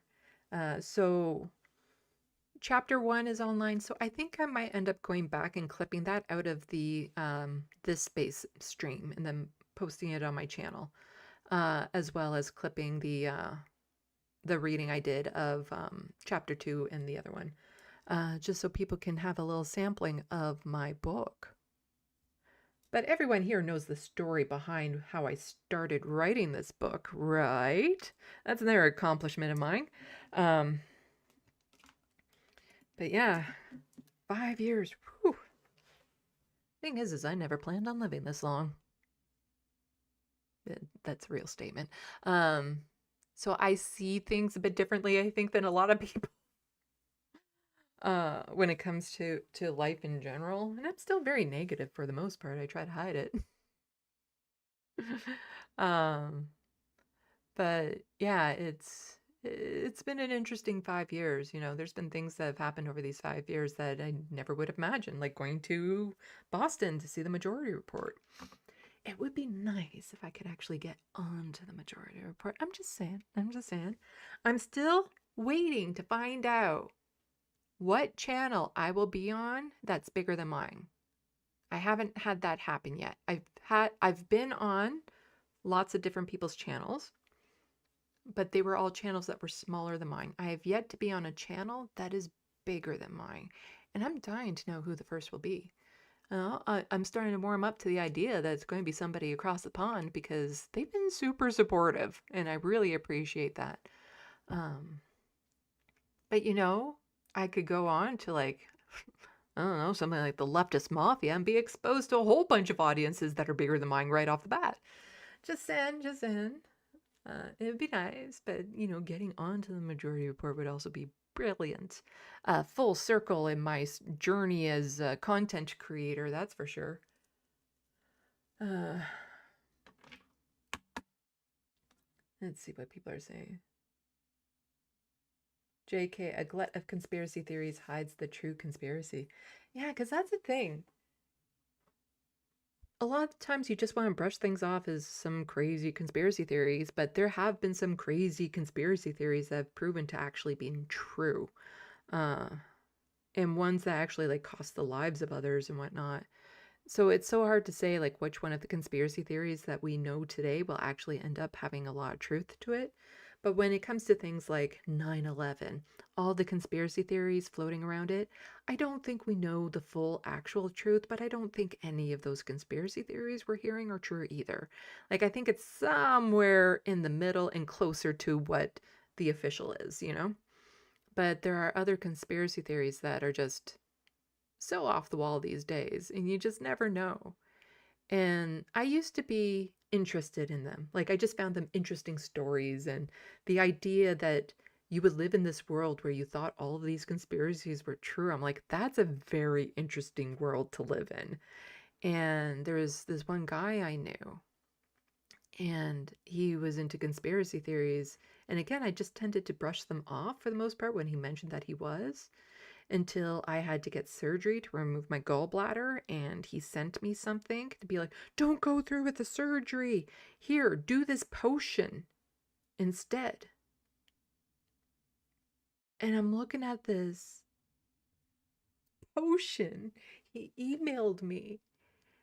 And I'm like, you can't be fucking serious that you believe this.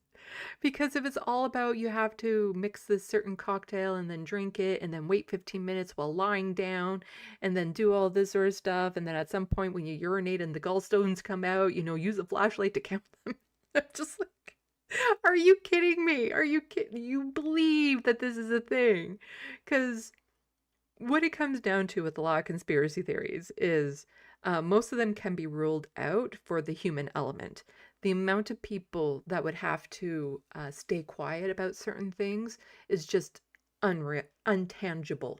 Like there would have been people who were involved with said thing that would leak it and stuff because they can't clamp down on some of these conspiracies that would literally need hundreds of people involved, knowing full well what it is. But the other thing when it comes to like potions or miracle cures and stuff like that, and it's like if these potions and miracle cures actually worked, we'd know because everyone would be using them.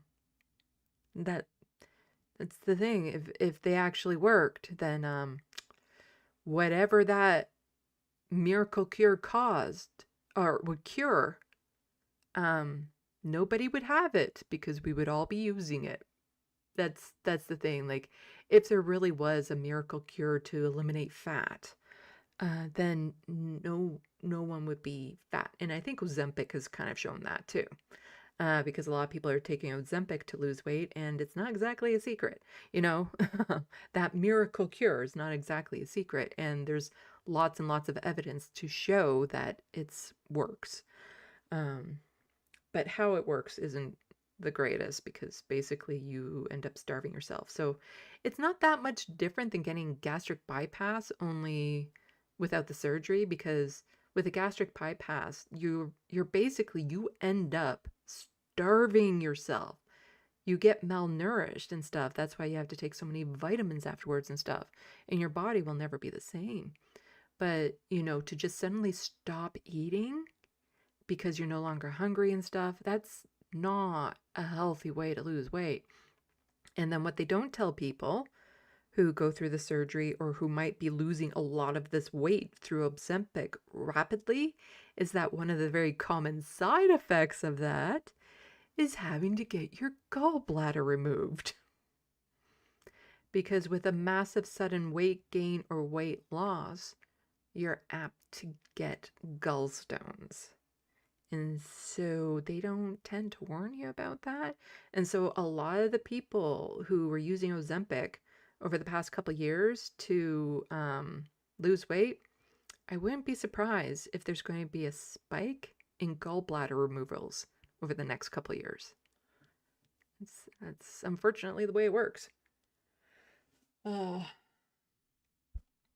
I think there was like even a movie back in the 90s about conspiracies, and it had oh fuck, what was his name? Mel Gibson. It had Mel Gibson in it. It was about conspiracy theories and whatnot. But well, we got some pawn jumpers in here.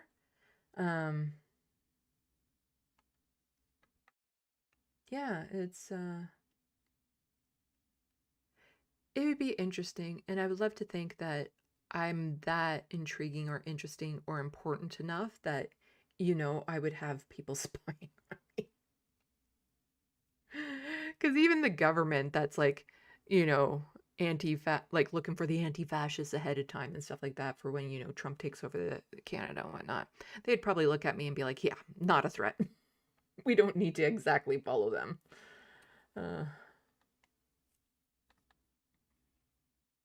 I'm not going to be the one to change the world, but we will, all of us together.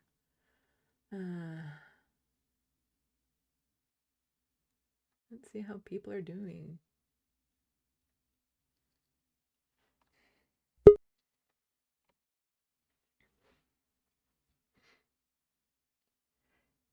And people are mentioning like the ancient aliens things. And I think like the ancient aliens thing is based in racism for one thing, thinking that these ancient cultures, a lot of them in like Egypt or the Middle East and stuff, the people wouldn't be capable of doing it. It robs us of learning what the humans actually did, like the achievements, the engineering, the accomplishments that they did, what they were able to figure out, how they were able to pull off the things that, take massive machinery for us and like all these other things. Like we're missing out on learning the truth. Oh, Looney Tunes has popped back in. See, I took my earbuds out so I didn't hear the pop that all of you probably did. So as soon as I get down the sandbox, I'll pop them back into the sandstorm. Oh, sorry about that, Looney Tunes. I had taken these out so I didn't hear the boop when you entered. And I'm just rambling away. So ADHD that I'm not even looking. Let's see, I just want to make sure that there's a comment that I don't need to miss. That I don't need to miss, that I shouldn't miss. Yeah, because finding out how they actually did these things is so fascinating. As opposed to just like, it was the aliens. Okay.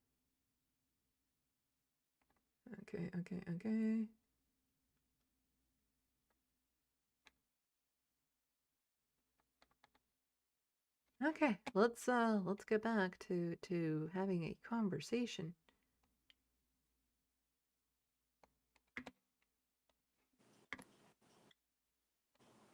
Okay, Hello. who's this? Where you calling from? My name is Looney Tunes 9000. I am calling from a faraway land of not to be known of. Mm-hmm. Where sorry, my brain is all flutter. It's like, it's been a while. It's been like a good minute since we've spoke. So what has happened since? So I've come back to check in on how you're doing. You're actually doing okay. You're actually doing good on these call-in shows. Yeah, it's like, yeah, you're doing all right.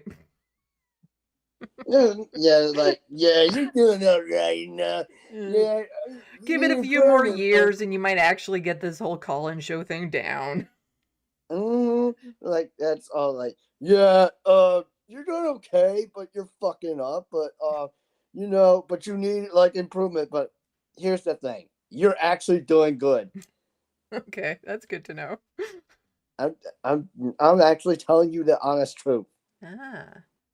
The honest truth as opposed to the fake truth? Yeah. Is there such a thing as a fake truth? The fake truth is when, the fucking, right-wingers tell lies. Mm-hmm. The alternative facts stuff. Mm-hmm. And the alternative lies, probably like Jordan B. Peterson, who's probably sick in bed watching this program, or when he's suffering from mold disease, on his deathbed next. Or maybe you maybe not know. Or maybe Tammy will be the same thing when she dies.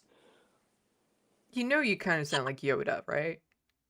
No, I kind of do not sound like Yoda. You I kinda absolutely do kind of sound like Yoda when you did that. What the hell? I kind of sound like Kermit the Frog.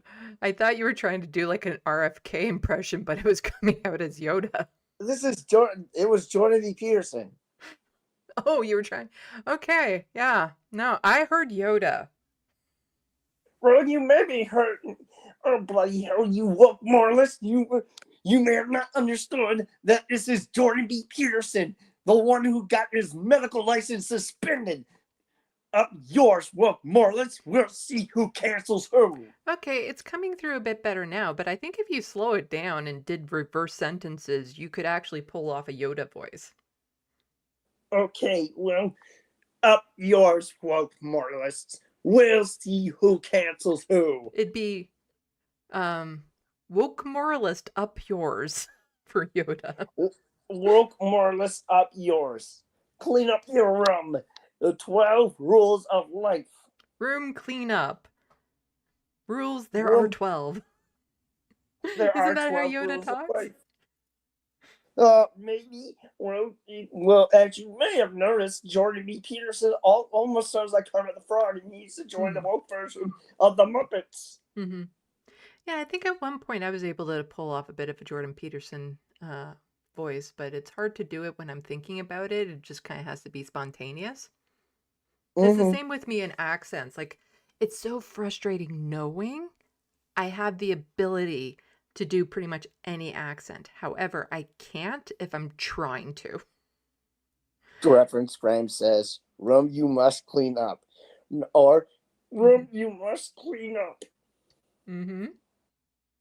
No, room clean up you must. It's also Grand Theft Autobot, so I think all of those work.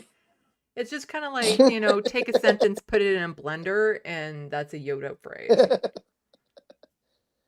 I can reverse that. Yeah, room you Soul must Light clean up. Room clean up you must. Soul Life says, "I thought it was Kermit."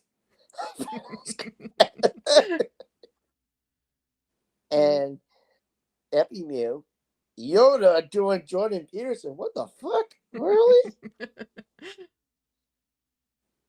Look, I love you, man. Bo, thank you very, very much. Hey, if those of you missed it, Sandy's coming on my show. Friday. You'll just have to send me reminders and send me a how-to, because apparently you want me to join through my phone. Hey, I got the step-by-step. It's in my docket. How I can join by my phone. I don't trust the camera on my phone. It might be too clear. Well, this is part of YouTube's feature. And the YouTube feature is go live together. So what, I would be going live too? With me, because I'm the one that does it, yes. But would I be streaming as well, or just you? You won't be streaming. Okay. It would be me. Okay, it would just be you. Yeah, so I'm reading the instructions for you as a guest. You would tap the invite link sent by me, the host, on your mobile device, which they may send to your email, text, or another message service. Select that channel that you go live with, or if I send you the email, you click the link. If you select join, when you're asked to join the waiting room, when you wait to go live, you check your audio and video quality. And when you see you're live, you're now co-streaming with YouTube. Once I click add, when I add you, you're on my stream. Okay, I'm still going to attempt to do this through my desktop first.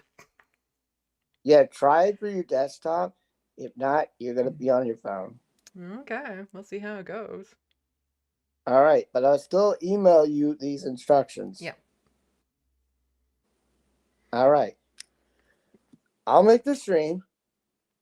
Okay. And don't worry, everything's going to go fine. Yeah. Okay, well, thank you for coming on again. All right. Thank y'all. Salute à la passion. Thank you for watching and stay tuned. I'm Sandy, wishing your tomorrow is better than your today for 5 years. That was better. That was better that time. And before I go, one of the things we'll talk about on Friday is your time at Rebel HQ. Okay. Yeah, that's one of many things we'll talk about. Okay. I'm open to talking about that. All right. All right. Thanks.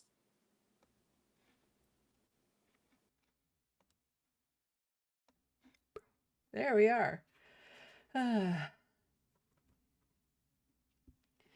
Okay, so probably just keep going for a little bit longer. And then I'll call it a night. Have a long day tomorrow because there's been so much news that has happened over the past week, and I've been on Twitter a lot, so I've been bookmarking a lot of things. So I have a lot of stuff to kind of whittle down into my regular news live stream for tomorrow night. Monday night, it won't be live, but I will be recording an interview with one of the candidates for the NDP leadership race, providing no tech issues and things of that sort. So that will be out later in the week. Yeah, my anxiety is just through the roof right now because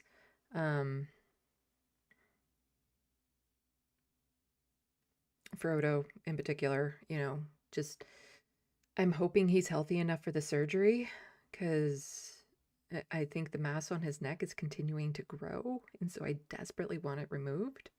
But I'm still waiting to find out if he's healthy enough for that.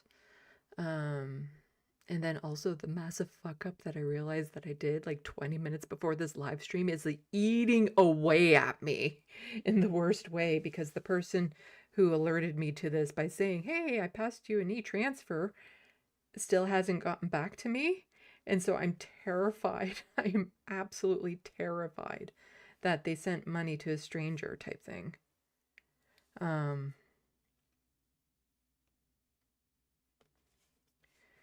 Oh, yeah. I'm worried about that. I'm worried. Some fuck ups, But yeah, tomorrow, news live stream. There's a lot of news to go over. There'll be updates on Bill 60. So for those of you who were watching last week, saw that I got pretty emotional talking about it because Doug Ford was trying to get rid of rent control here in Ontario. And the thing is so he's reversed the security of tenure thing, which was the month-to-month contracts that a lot of us rely on. But it doesn't mean it's gone. It just means he's not trying for now, but he might try again in the future. And there were a whole bunch of other anti-tenant things in that bill that are still there. So that still needs to be brought to attention. Stuff with Mark Carney, Doug Ford, and Donald Trump going on. Yeah, a lot to cover in the news, like every week.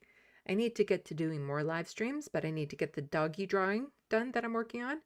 And then I need to get the TYT video done, and then I can focus more on this, making these videos, which is what I want to do. Because ideally, if my YouTube channel picks up a fair bit, I won't have to ask when I have an expense come up type thing. I'll have enough to be able to pay it off myself. I'll have enough to toss $30 here and there to people who are in need. Help out my mom, like do all these things that you imagine you can do as an adult. Because it doesn't take much. I live cheap. I don't have an extravagant lifestyle.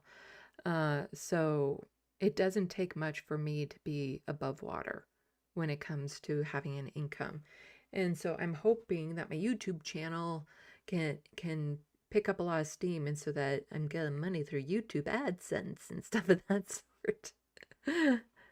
And that I get enough patrons and subscribers and stuff that I have a reliable income that keeps my head above water, and then I don't have to worry about, every time there's a medical emergency with my cats or my car, that I have to, go online and ask, because I hate doing that. I really do.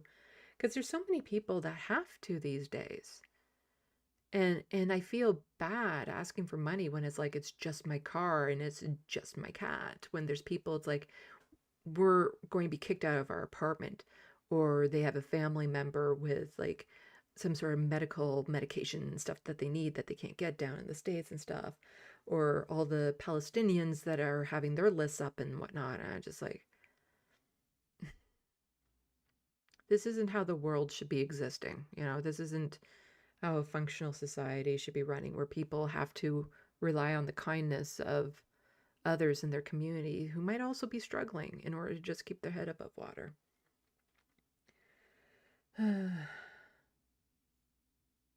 Nadia is also getting some anxiety. Well, do something to decompress. To me, watching a mindless action movie helps. But, it will pass, as they say. These types of things will pass.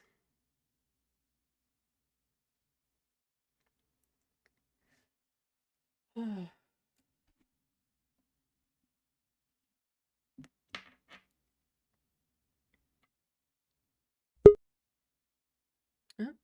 looks like we got in there. Boop. I heard it this time because I have the earphones still in.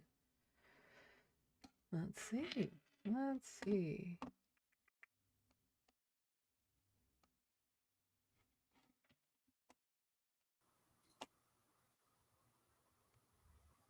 Welcome to the sandstorm. Okay, I'm still working on that.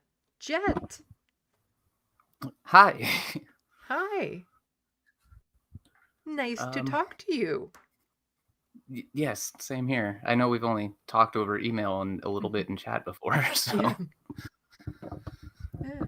um but I just wanted to say congratulations and definitely thank you for giving me the opportunity to edit for you back when you did, because getting to be involved with the community that you literally kind of introduced me to has been one of the greatest benefits of the last year of my life. So You're giving me goosebumps. Thank you. No, I appreciate your help. And when I get back to clipping live streams and stuff like that, I'll probably need your help again for that. Because absolutely. it's time consuming. It's not difficult work, but it is time consuming. Right. And I have no problem editing for you again whenever you need to. Just let me know. Yeah. Well, right now it's that freaking TYT video that I've been promising. It's going to be a year in the making by the time I finally get that monster out. Oh yeah, I bet that is incredibly frustrating to be working on right now. There's so much like it's. I hope that I get it out while Anna is still part of TYT. Yeah, that's definitely a worry. Yeah, because she seems to be going her own way at this point. Oh yeah, she is very far gone from where she used to be. But the thing is that I think if she actually does leave TYT, we might actually get Jank back. I was thinking something kind of similar, that like there is a possibility that Jank might come back to reality, but I'm not going to hold out too much hope on that.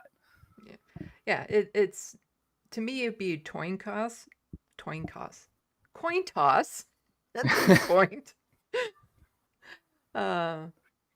But like again, Mike from the Humanist Report was pointing out how Jank was really ripping into some people again on like Piers Morgan and whatnot, and every now and then he shows a bit of who he was that used to, got me inspired back in like 2016 and stuff. And, listening to him go on his rants was very cathartic, knowing that I wasn't alone with the way I was thinking. And it was through TYT that I was initially encouraged to get involved in politics to begin with. Oh yeah, exactly. It was a similar thing. Like the whole reason I even learned to edit was because of TYT. That's part of why when we did the last one of the last coverages over on this space, and I got a huge like glowing ovation from Hank. That was like like you're talking about doing a good, like talking about accomplishments. Like that was probably the accomplishment, because he's the person who inspired me to edit. Say hi to your kitty. Yeah, hi Carl. How? Oh, are you still there? Oh, Yeah, I'm here. Oh, sorry. yeah. How is my boy Carl? Yeah. Hi, Carl. You're very vocal. Yeah, he's an orange boy, just like Linear. Yeah. Linear. Yeah, it's okay, buddy. Sounds like Linear too. Linear can be very vocal at times. Yeah, well, it is actually after 5 o'clock, so he's actually begging for food right now. Yeah, mine are used to getting fed a lot later at night, and that's when I'll start hearing it. Or in the afternoon when it's playtime, because he'll start crying at me. He has a favorite toy that I have to keep in a cupboard. Otherwise, he would destroy it. And so it's extending its longevity if he doesn't get to play with it whenever. But then I think he also likes it more because it's once in a while as opposed to it's always available. Right, that makes a lot of sense. and he goes absolutely crazy for it. It's kind of cute. I love watching cats play. I love playing with cats. They're just the best animals. Yeah. And then he does this really, I need to get this on film sometime, like record this, but I have one of those fishing rod toys with the string or whatever, but I turn it around and just the end of the stick of it, I start waving that in front of him. And then he'll get up on his hind legs with his paws out with this expression like, I'm going to kill you. And he goes for the end of the stick like nothing's, like nobody's business. And he always does that like it's like, I will absolutely destroy you with his big paws up and everything. Yep.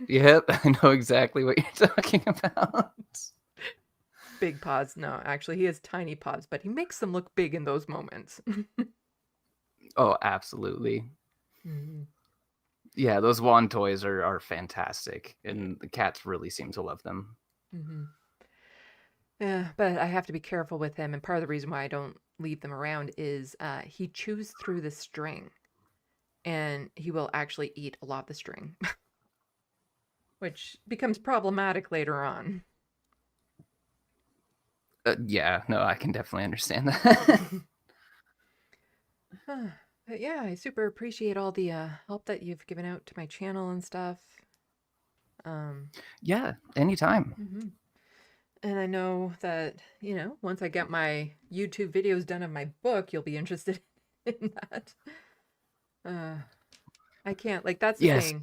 I can't wait to get the TYT video done so I can move on to things that I'm super duper passionate about, but in a different way. Like, I'm passionate about the TYT video, but it's more Yeah. of a mission.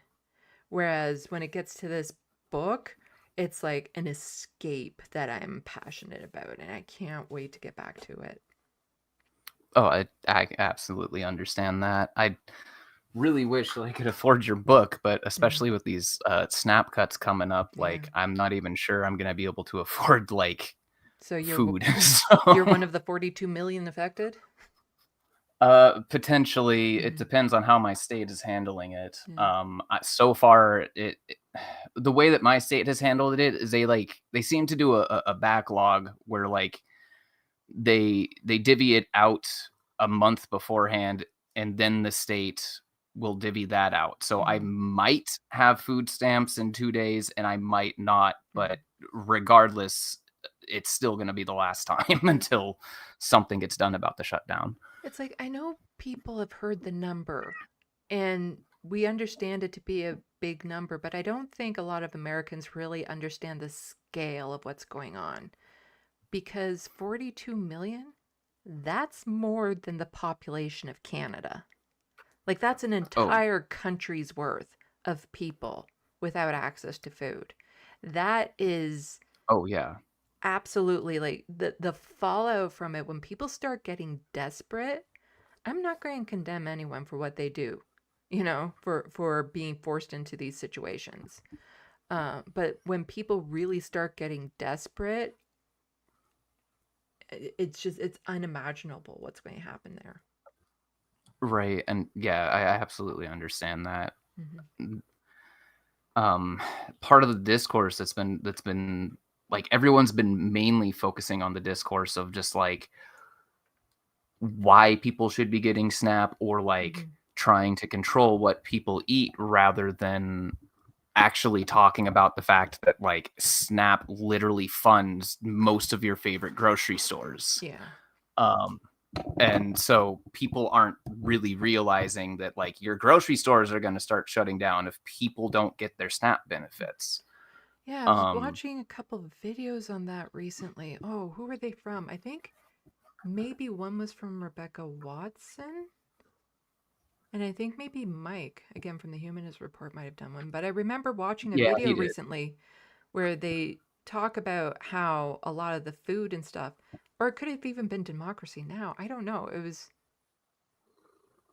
where they were saying that a lot of grocery stores will buy their foods using these sorts of benefits and stuff, discounts and whatnot, and how it's going to have such a massive ripple effect in the economy and everything. And just because people might not, I think it was Mike, when he was talking about the TikToks and stuff like that too. So I think the Mike covered this in very good detail. Because it's going to have such a massive ripple effect when grocery stores can't stay stocked, when the corporations will rather, fire people than have a profit loss from their lack of buying and stuff of that sort. And it's just, Yeah, exactly. everyone will be affected. When you starve 42 million people in a country of 300, is it 330 or just 300 million? Regardless. It's been a minute since I've looked. Yeah. It's going to have an impact. It's going to have an impact when that much of the population is affected by that. Absolutely. It's just people. Yeah, like I don't think people are really realizing how bad cutting SNAP is gonna generally be. I did see that a couple of courts have straight up Yeah, I saw that the the courts. emergency funds. Yeah, I saw that the courts have ruled against it, saying that it has to be funded. But the problem that the Americans are dealing with right now is Trump doesn't care. He's still Right. I mean, doing it. Like, you need the enforcement behind the judgments, and right now there's no enforcement behind it. right. Well, and that's the thing is like sometimes he's been ignoring the rulings, and other times he's been like giving in and giving the courts what they want. So it's really hard to say what he's going to actually do here, but I would suspect he's going to try to keep them cut because they are trying to manufacture a riot. That's the entire express purpose of this. They want a riot so they can declare an emergency so that they can try to get the emergency powers bullshit.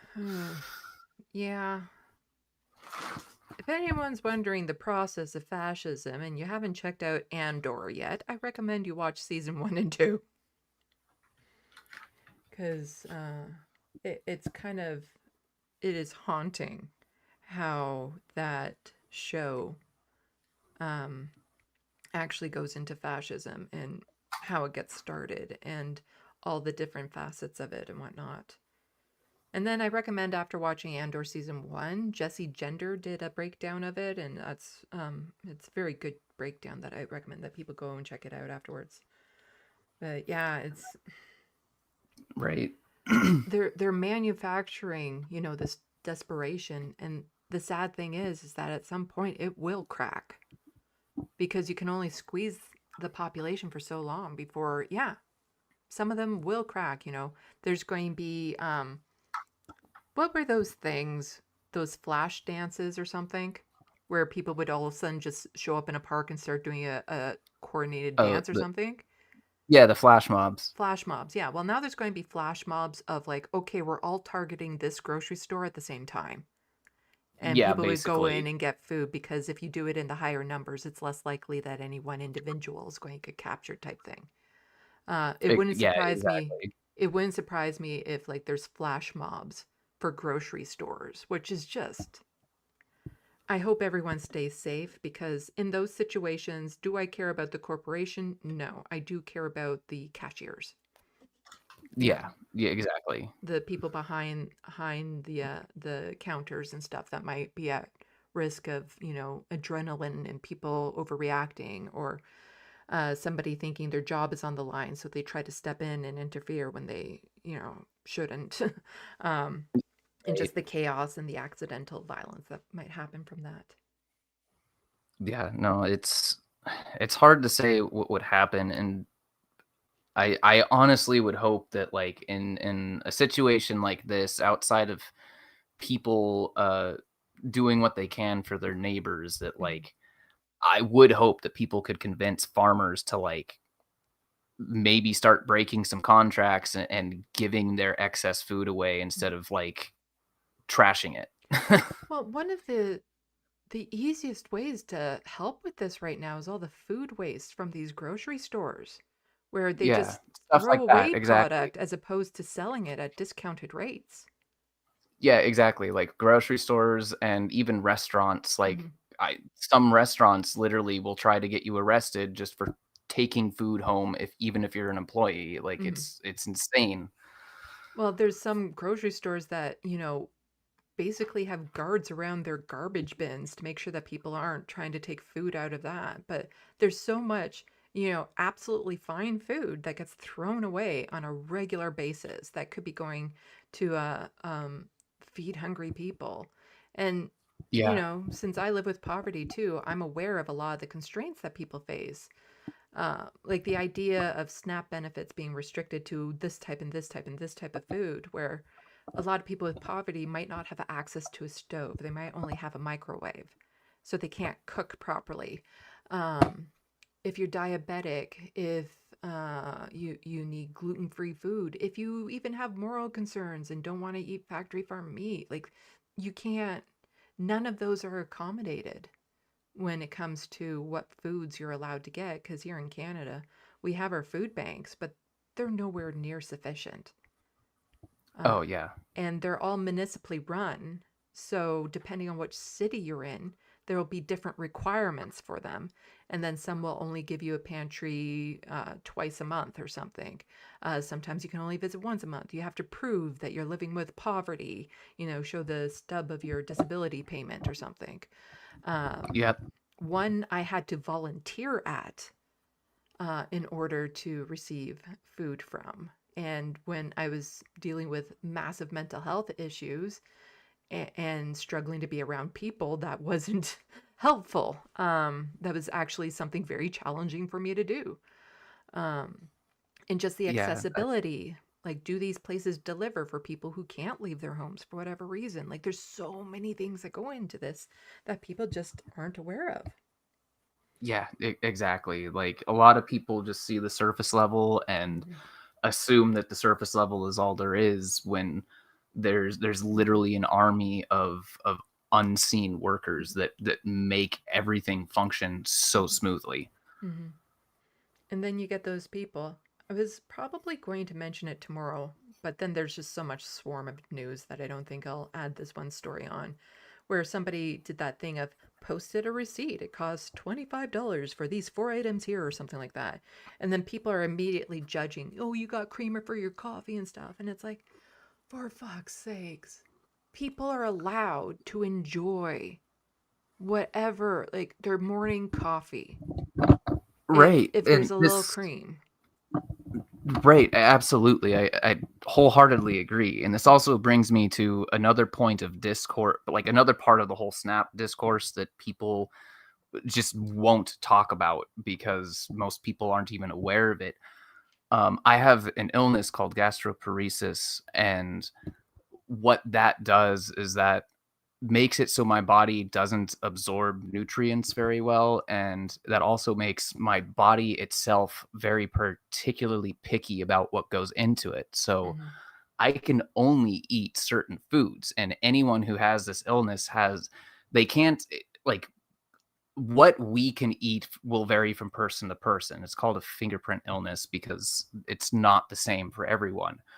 But for every single one of us, we can only eat a very strict diet or we get very sick. And many people talking about the SNAP discourse are saying that they need to control the food that they give to us. And that would not help people with health conditions like this. And that would actually kind of end up killing more people than it would be helping. Yeah. I probably have a form of that because of the surgeries that I've had. And there's certain foods that, if I try to eat them, I'm just going to get so sick. And so there's foods that I know that are safe. So if I'm going out to an event or something, I only eat safe foods. But yeah, there's just so much that people don't take into consideration. And just this, I was actually surprised with the latest, we're going to get into some TV shows here, the latest season of Daredevil after Disney took over. And there was one comment in there that I'm like that resonates. It makes sense where, there was this guy who is getting arrested for robbing a grocery store yet again. And the box of treats or whatever he got, the cops were then like mocking him and eating them and stuff. And when he was talking to the lawyer, the main character, he's like, I've been eating out of dumps. I've been doing this. I lost my benefits the last time that I was put in jail by a day type thing and all this sort of stuff. I just wanted dessert. You know, something Right. that tasted good. And I can also get that because I've been on such restricted diets where you're eating the same thing over and over again because that's the only thing you can afford. And then when you're given something else, Yep. it's like the idea that we need 50 different brands of the same cereal or something is ridiculous because when you go with no choice, having any choice at all afterwards, it's like, wow, this is amazing. Oh yeah, no. Anytime I find something that I can eat that like really helps me feel good, I love it. Yeah. Because like I also have a friend who relies on disability and like once a week she wants to get her pizza and people will, you know, scold her for that. Like, oh, but you're on disability, you should be. It's like, fuck yeah, pizza's good, you know?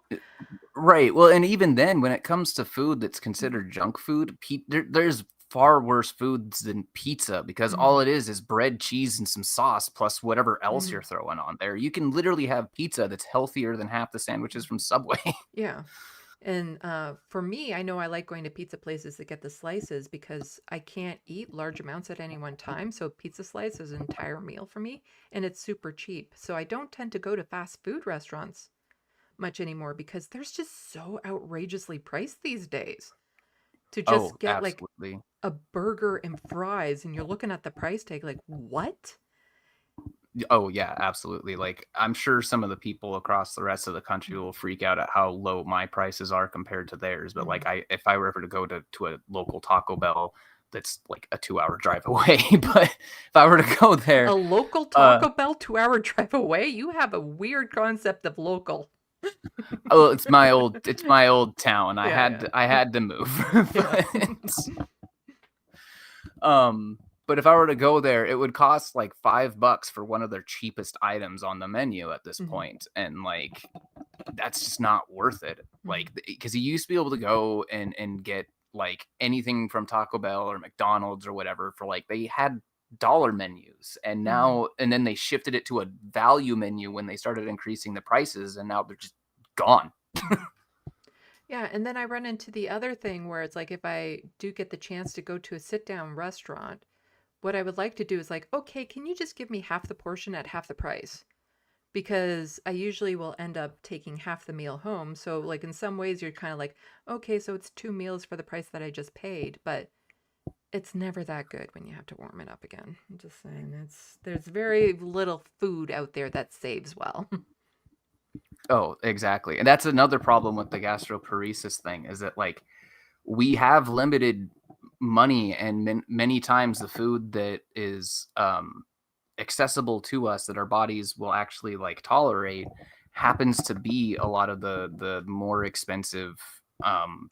pre-processed foods. And so uh we literally um can't afford to have food that's perishable, generally speaking, unless we plan to eat it within the week that we Mhm. get it, because it will go bad by the time we can get to it. Yeah. And yeah, people just don't seem to understand that this kind of lifestyle exists. Yeah, like that's actually part of the reason why I don't get that much fresh like fruits and vegetables is that for some things you have to buy them in bulk for them to be price worthy and stuff, but I will rarely be able to eat all of it on before it goes bad. So I have to be very selective of what I eat. Like if I buy an apple, it's because I'm planning on eating that apple when I get home. I can't buy like, here are 5 apples and then I'll forget to eat them or something. They'll eventually go bad before I get a chance to. Um, Yeah, exactly. like I wish that, you know, the idea of accessible cities, and there was almost something like this in Toronto when I was there. And then they would have like these marketplace restaurants where you would go in and you could just pick like an apple or this and that and the other thing and basically buy the meal that you need for that day. Um, as opposed to like going to a sit down restaurant or going to a grocery store, you could literally just buy the food that you need for that day. And we need more of that. Like we need more like communities that are accessible, that have a lot of these places where you can just go, where it's almost like a cafeteria where you could just go and get the food that you need for the day, as opposed to having to Absolutely. stock up on stuff and whatnot. Absolutely, 100% agree. It's kind like, I remember things like that existing when I was a kid. Like there was all sorts of community-based events that like helped feed people, that helped them just like even simply have fun or meet each other in ways that they could support each other. And like that's all gone now. Like it was gone before COVID started, but COVID just made it worse. Mm-hmm. Yeah, no, there used to be far more community and stuff, but then people start struggling more. They start turning inward more. They start, they're trained to blame the others more. And then people are just Yeah. generally less giving because they feel the need to cling on to what they have even more. So, Yeah, like, exactly. not only are more people needing the food bank, less people are donating to it. Yeah, there is that. Oh, Yeah. Well, it was great chatting. I've been yeah. at this for almost 3 hours. Sorry. My idea of a No short problem. stream. Well, I mean, it is shorter than most, so. Yeah. Yeah. And I like to keep it that way because I do have leftovers that I'm hoping will not make me sick when I try to eat them. Right. I've been there. I know that. And I'm going to have a very long day in front of the computer tomorrow because by the time I get through all the news stories and arrange my docket for tomorrow, that's going to be 8 hours of work right there, and then the 5-hour-long live stream. Yep. So. Well, and then I'll hop off and let you finish up the stream and let anybody else hop on that might want to. So. Well, it was great talking to you, and thank you so much for what you said at the beginning. I really appreciate learning how, I have helped to contribute to the community. Yeah, no problem. And thank you. Okay. Have a good day. Bye. How do I leave?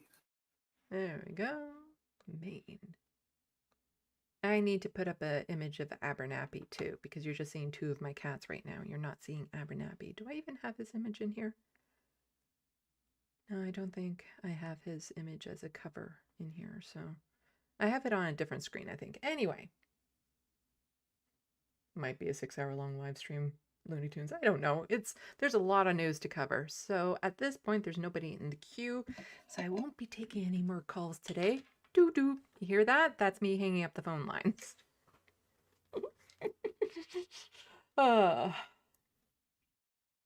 I should get that sound effect actually from the Majority Report. Doo-doo. But yeah, I have to scramble and check emails and stuff to see. Again, and finding out 20 minutes before I start live streaming the massive fuck up I did. It's been at me. And I desperately want to know that the other person didn't waste their money, that they can get it back and stuff. And hopefully they were the only one. Because I don't know if other people have maybe tried and then I didn't get notified or something. Because I also do like to thank everyone who has sent money my way. It's not always possible. Because if it's an e-transfer from somebody I don't know, there's no way for me to contact them to say thank you. And sometimes through PayPal, I don't have the option of messaging them. Sometimes I do, sometimes I don't. So if I have the option of mentioning them, then I will. And just say thank you. But yeah, it's the amount of generosity that I've received to cover these bills has just been absolutely amazing. And right now, everything is tentatively covered, as in the initial car bills and Frodo's vet visits have been covered. If Frodo needs surgery, that's more expense. If when I take my car in, because it was the back pads that needed to be replaced when I took my car in a couple weeks ago, basically I wasn't allowed to take my car out there until they fixed them because my car was not road safe, which is very disturbing to think I was driving around in that. The front pads also need to be replaced among some other little tweaking work that they need to do. But they could hold off until I, go to put my winter tires on or something. So providing that no other car expenses come up with that, the quote that they gave me at that time should be covered. So I'm just waiting to find out if Frodo needs surgery and take it from there. I hope. I hope he gets the surgery because I woke up at 5:30 this morning just stressed out because of the lump on his neck. And it's so frustrating because it's just on the skin. You can feel it. It's just on the skin. It would be so easy to remove. And then he'd be fine. So it's not like he's sick. It's not like he's struggling to get around or anything of that sort. So anyway, this would be a very bad way for me to end. So I should talk about something a little bit more cheery. Check out my Halloween live stream from last night. I dressed up like a vampire. I dressed up like Minuet. I was not Minuet. I dressed up like her. And she dressed up like a human for the last Wednesday of the stream. But please, if you can afford it, but like only help me out, people, if you can afford it. If you need money for yourself, take care of yourselves first. But yeah, oh my God, I dream about this book. There's so many things in there, like terms and stuff that I just like. But if I start talking about that book now, this will be a 5-hour long live stream because I love that book so much, so much. Yeah, so tomorrow, news live stream. Then later on in the week, I'll be releasing a video. Hopefully, no tech issues and stuff. Also, Frodo will take priority. So if they call me on Monday, if the vet calls me on Monday and saying, okay, we can take him in today, he's going in today. And then I probably won't be doing the interview that evening. Also, I know this space will probably be covering the election live, the New York election live. I don't know, like nothing has been posted as far as I know, but I strongly suspect it will be covered live. I won't be able to join until after 9 p.m. Because I have something else in the evening that I'm doing. And so I won't be doing that. Oh, Jed is saying that RFK just walked back to his Tylenol claims. I think Tylenol is going to be getting a massive payday in the very near future. What is a vacation, Boku? So yeah, Frodo's the priority, but once I find out what's happening with him, I'll be able to have a better handle on what the budget is. But thank you so much for the overwhelming support that I've gotten from people. Like it's because of this wonderful community, this wonderful audience that I have been at it this long, that have kept my head above water when I've been struggling, that have been there to support me throughout the years of doing this. Because we're losing so much community out there in the real world. It's important to keep community wherever we can.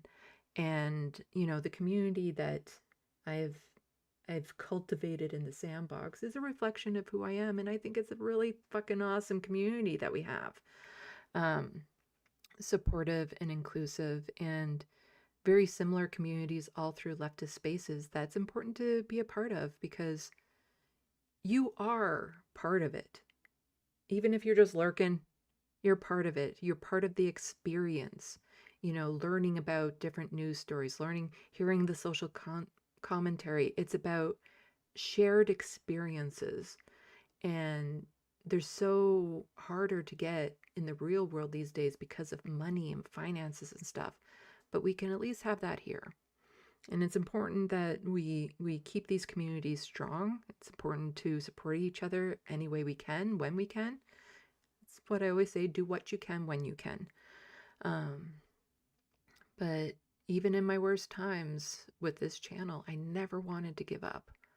This is it. I feel it in my bones that this channel will be very successful someday.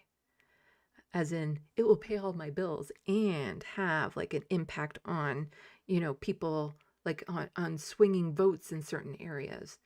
Like just hearing the little stories like from Jet and stuff, it means the world to know that there are ways that I've helped and other people have mentioned in the SandBox, things about understanding their own non-binary, understanding autism, understanding their children better who have autism and stuff. And like all that makes all the pain that I've been through with this channel worth it. And I hope to keep it going. But yeah, for this channel to be successful, I need it to grow. So, it costs nothing to share, like, and promote. When you're on other leftist content shows, that's always a good way of helping. And other shows, like a lot of the pond jumping shows, have found out about me through you guys. So that's how it works. And, I've been getting a lot of wonderful support from those channels. But, channels here, I'm really still hoping. I'm curious to know what show I'll be on that has a larger audience than mine. One of these days. Hopefully soon. So just checking a couple of comments in the SandBox. And then I will be calling it a night, as I probably have to take an extra melatonin in order to calm down because I'm fucking anxious with what I found out earlier just before the stream. I'm losing my fucking mind. Need to breathe deep in and out and just really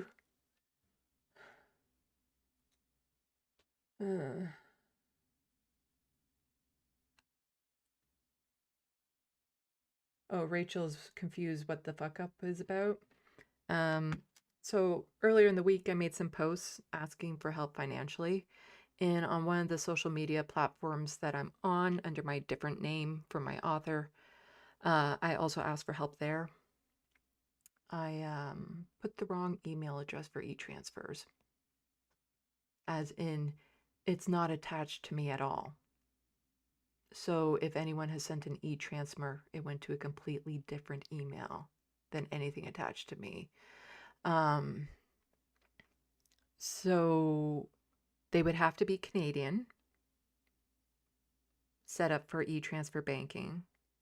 But if they have like an automatic deposit, if they're Canadian, then it would just go straight into their bank account. And I don't know how you reverse that. And I only know because somebody messaged me saying, oh, I just got, a bonus check-in and I sent you some funds. And then I checked my emails and I didn't see anything. And then I started to have that freak out of, oh my God, what did I do? And I went back and I checked the messages that I posted and it had the wrong fucking email in it. And in my defense, it's an easy mistake to make because I have sandylovis@gmail.com. I have LeftoftheBox@gmail.com. And so I had just that name at gmail.com. But when I tried to get that as an email address, it wasn't available. So I had to tweak it. And the website that I have for this is just my name.com type thing, like sandylovis.com for the other person.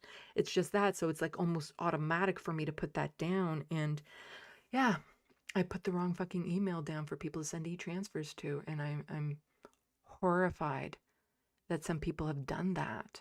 And I'm just hoping that there's a way to reverse it. I emailed that address to let them know that this had happened, but it might be an email address that's not even in use right now. So I don't know. I as far as I know, I haven't heard back from anything saying, oh yes, I was wondering where these e-transfers were coming from. I'm going to do the right thing and cancel them and send them back. So I'm really freaking out about that. Yeah. Oh, that's what that is about. And I only found out about that 20 minutes before I started this live stream. So that's, yeah, on my mind.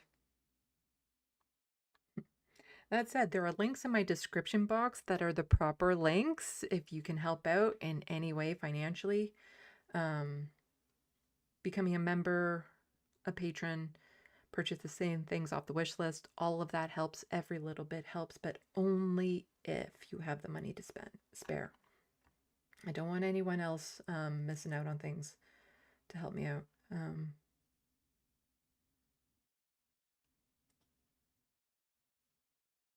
Let's see. Buku saying breaks are so expensive these days from someone who made his bread and butter on selling break works for years. Yeah. Bad Lefty, that's a good mechanic, Sandy. Yeah. Like they'll try to find discounted parts and stuff like that because my car is really old. I can't say how old it is because people might be able to identify it based on age type thing. And it's actually rather astonishing it has lasted this long. Oh no. Can you come here? Can you please just come here so people can see you? Yeah. So all the brake pads need to be replaced, and the back ones had to be replaced, or they wouldn't let me leave with the car. Let's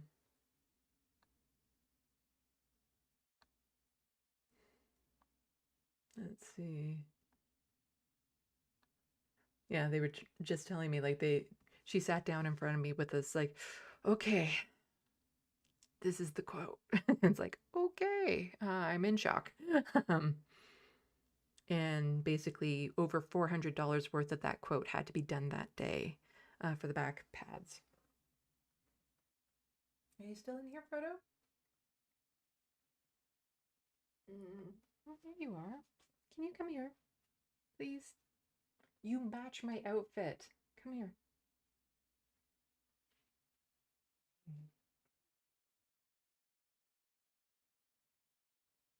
I need you to come just a little bit closer. He's not going for it. Are you going to come here? Are you going to come here? Are you going to come? Oh, I can see the lump on his neck. We cut the fur away from it so it's more visible too, and I'm so worried about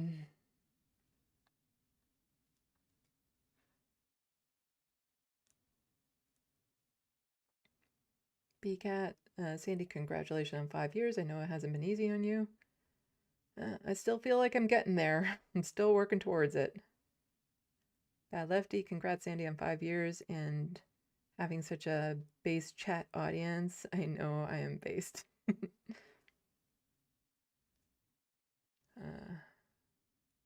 Jet, thanks, Sandy. This community is awesome.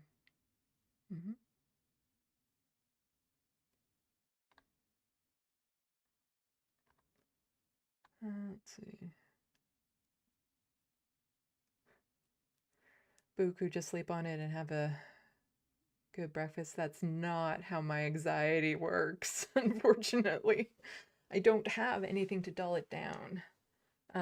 I've tried CBD. Not anything smokable because I can't stand the feeling of smoke in my lungs. But I've tried, and it doesn't work for whatever reason. I don't get anything from it. Because it's not going to work the same for everyone, but yeah.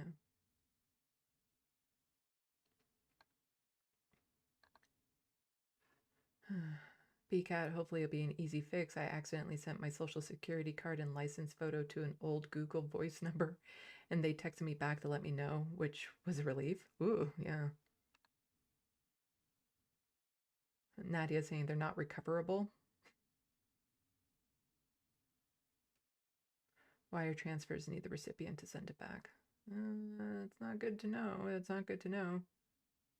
No, they're not wire transfers, Nadia. We don't, in Canada, we can do e-transfers. It's not a wire transfer. So we can do e-transfers. So it's, we can just use a person's email because all of our banks, it's kind of like a, what's the word? Like all these mafia groups that work together type thing, there's a word for it. There's a word for it when they all kind of work together.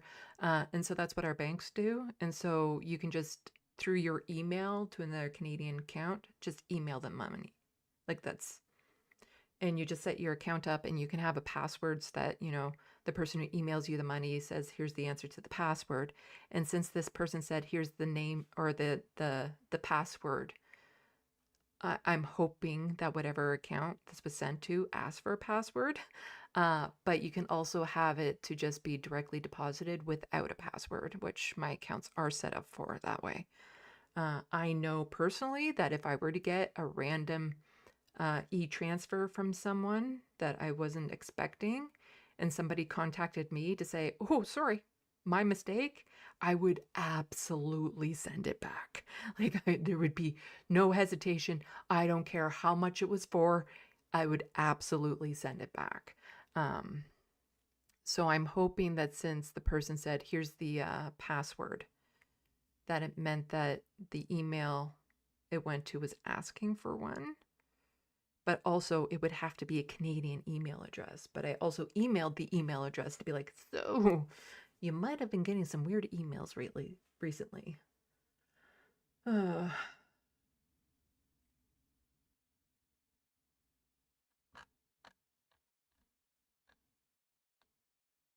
I would imagine that there's a way for the bank to reverse those.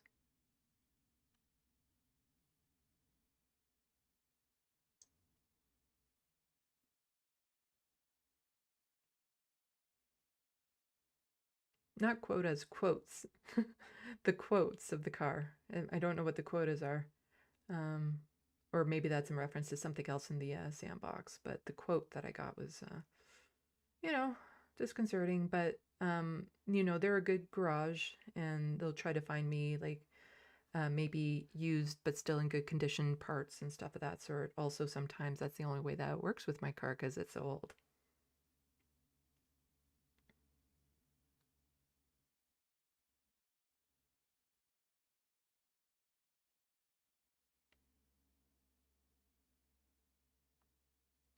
Let's see. Jeff W.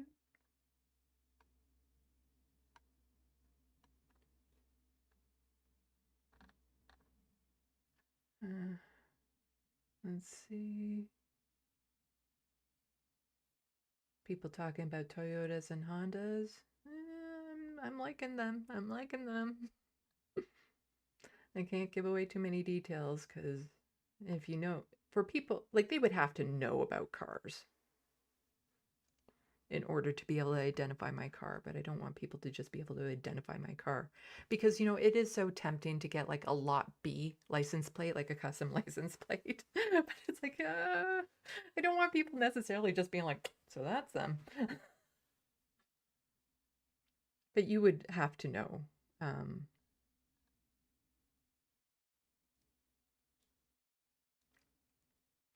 Cars really well in order to be able to figure it out based on age and make and stuff. And then you would have to see it.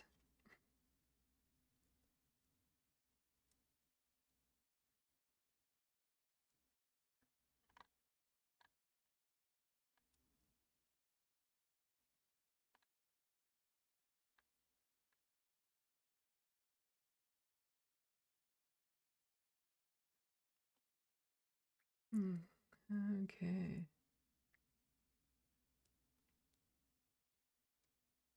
JK, an idea being floated to bolster local car industries is that used cars should be outlawed. I don't think that's going to happen. Bad lefty, private vanity plates are for assholes, Andy. Okay, I did see one, and it would make sense that it would be in my neighborhood that had NC. Oh my gosh, I can't remember it. The Star Trek Enterprise number for Enterprise Next Generation. And I'm like, that kind of makes me like them, wherever they are. Like, if you get a really nerdy license plate, like, oh, come on, I kind of like that. I kind of like that.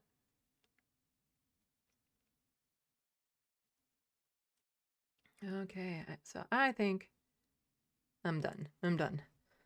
So tomorrow, I will try to start early, but most likely it will be around 6, given how much stuff I have to go through for news-wise. So my regular news live stream tomorrow, lots to cover. Then later this week, hopefully, I can get that interview out with one of the candidates for the NDP leadership race, if everything goes well with that. If this space is having a live coverage of the election in New York, I will be joining, but late, like after 9. Maybe they'll already know by then. I don't know when the polls close in New York. Then I'll be on this space, of course, on Wednesday. And on Friday, catch me on Looney Tunes channel. So, with all of that. Oh, right. I don't have a close-up with this because I'm using this one. Okay, I don't have a close-up to make this all a little kitschy, you know? Anyway. Salut, à la prochaine. Thank you for watching and stay tuned. I'm Sandy, wishing your tomorrow is better than your today.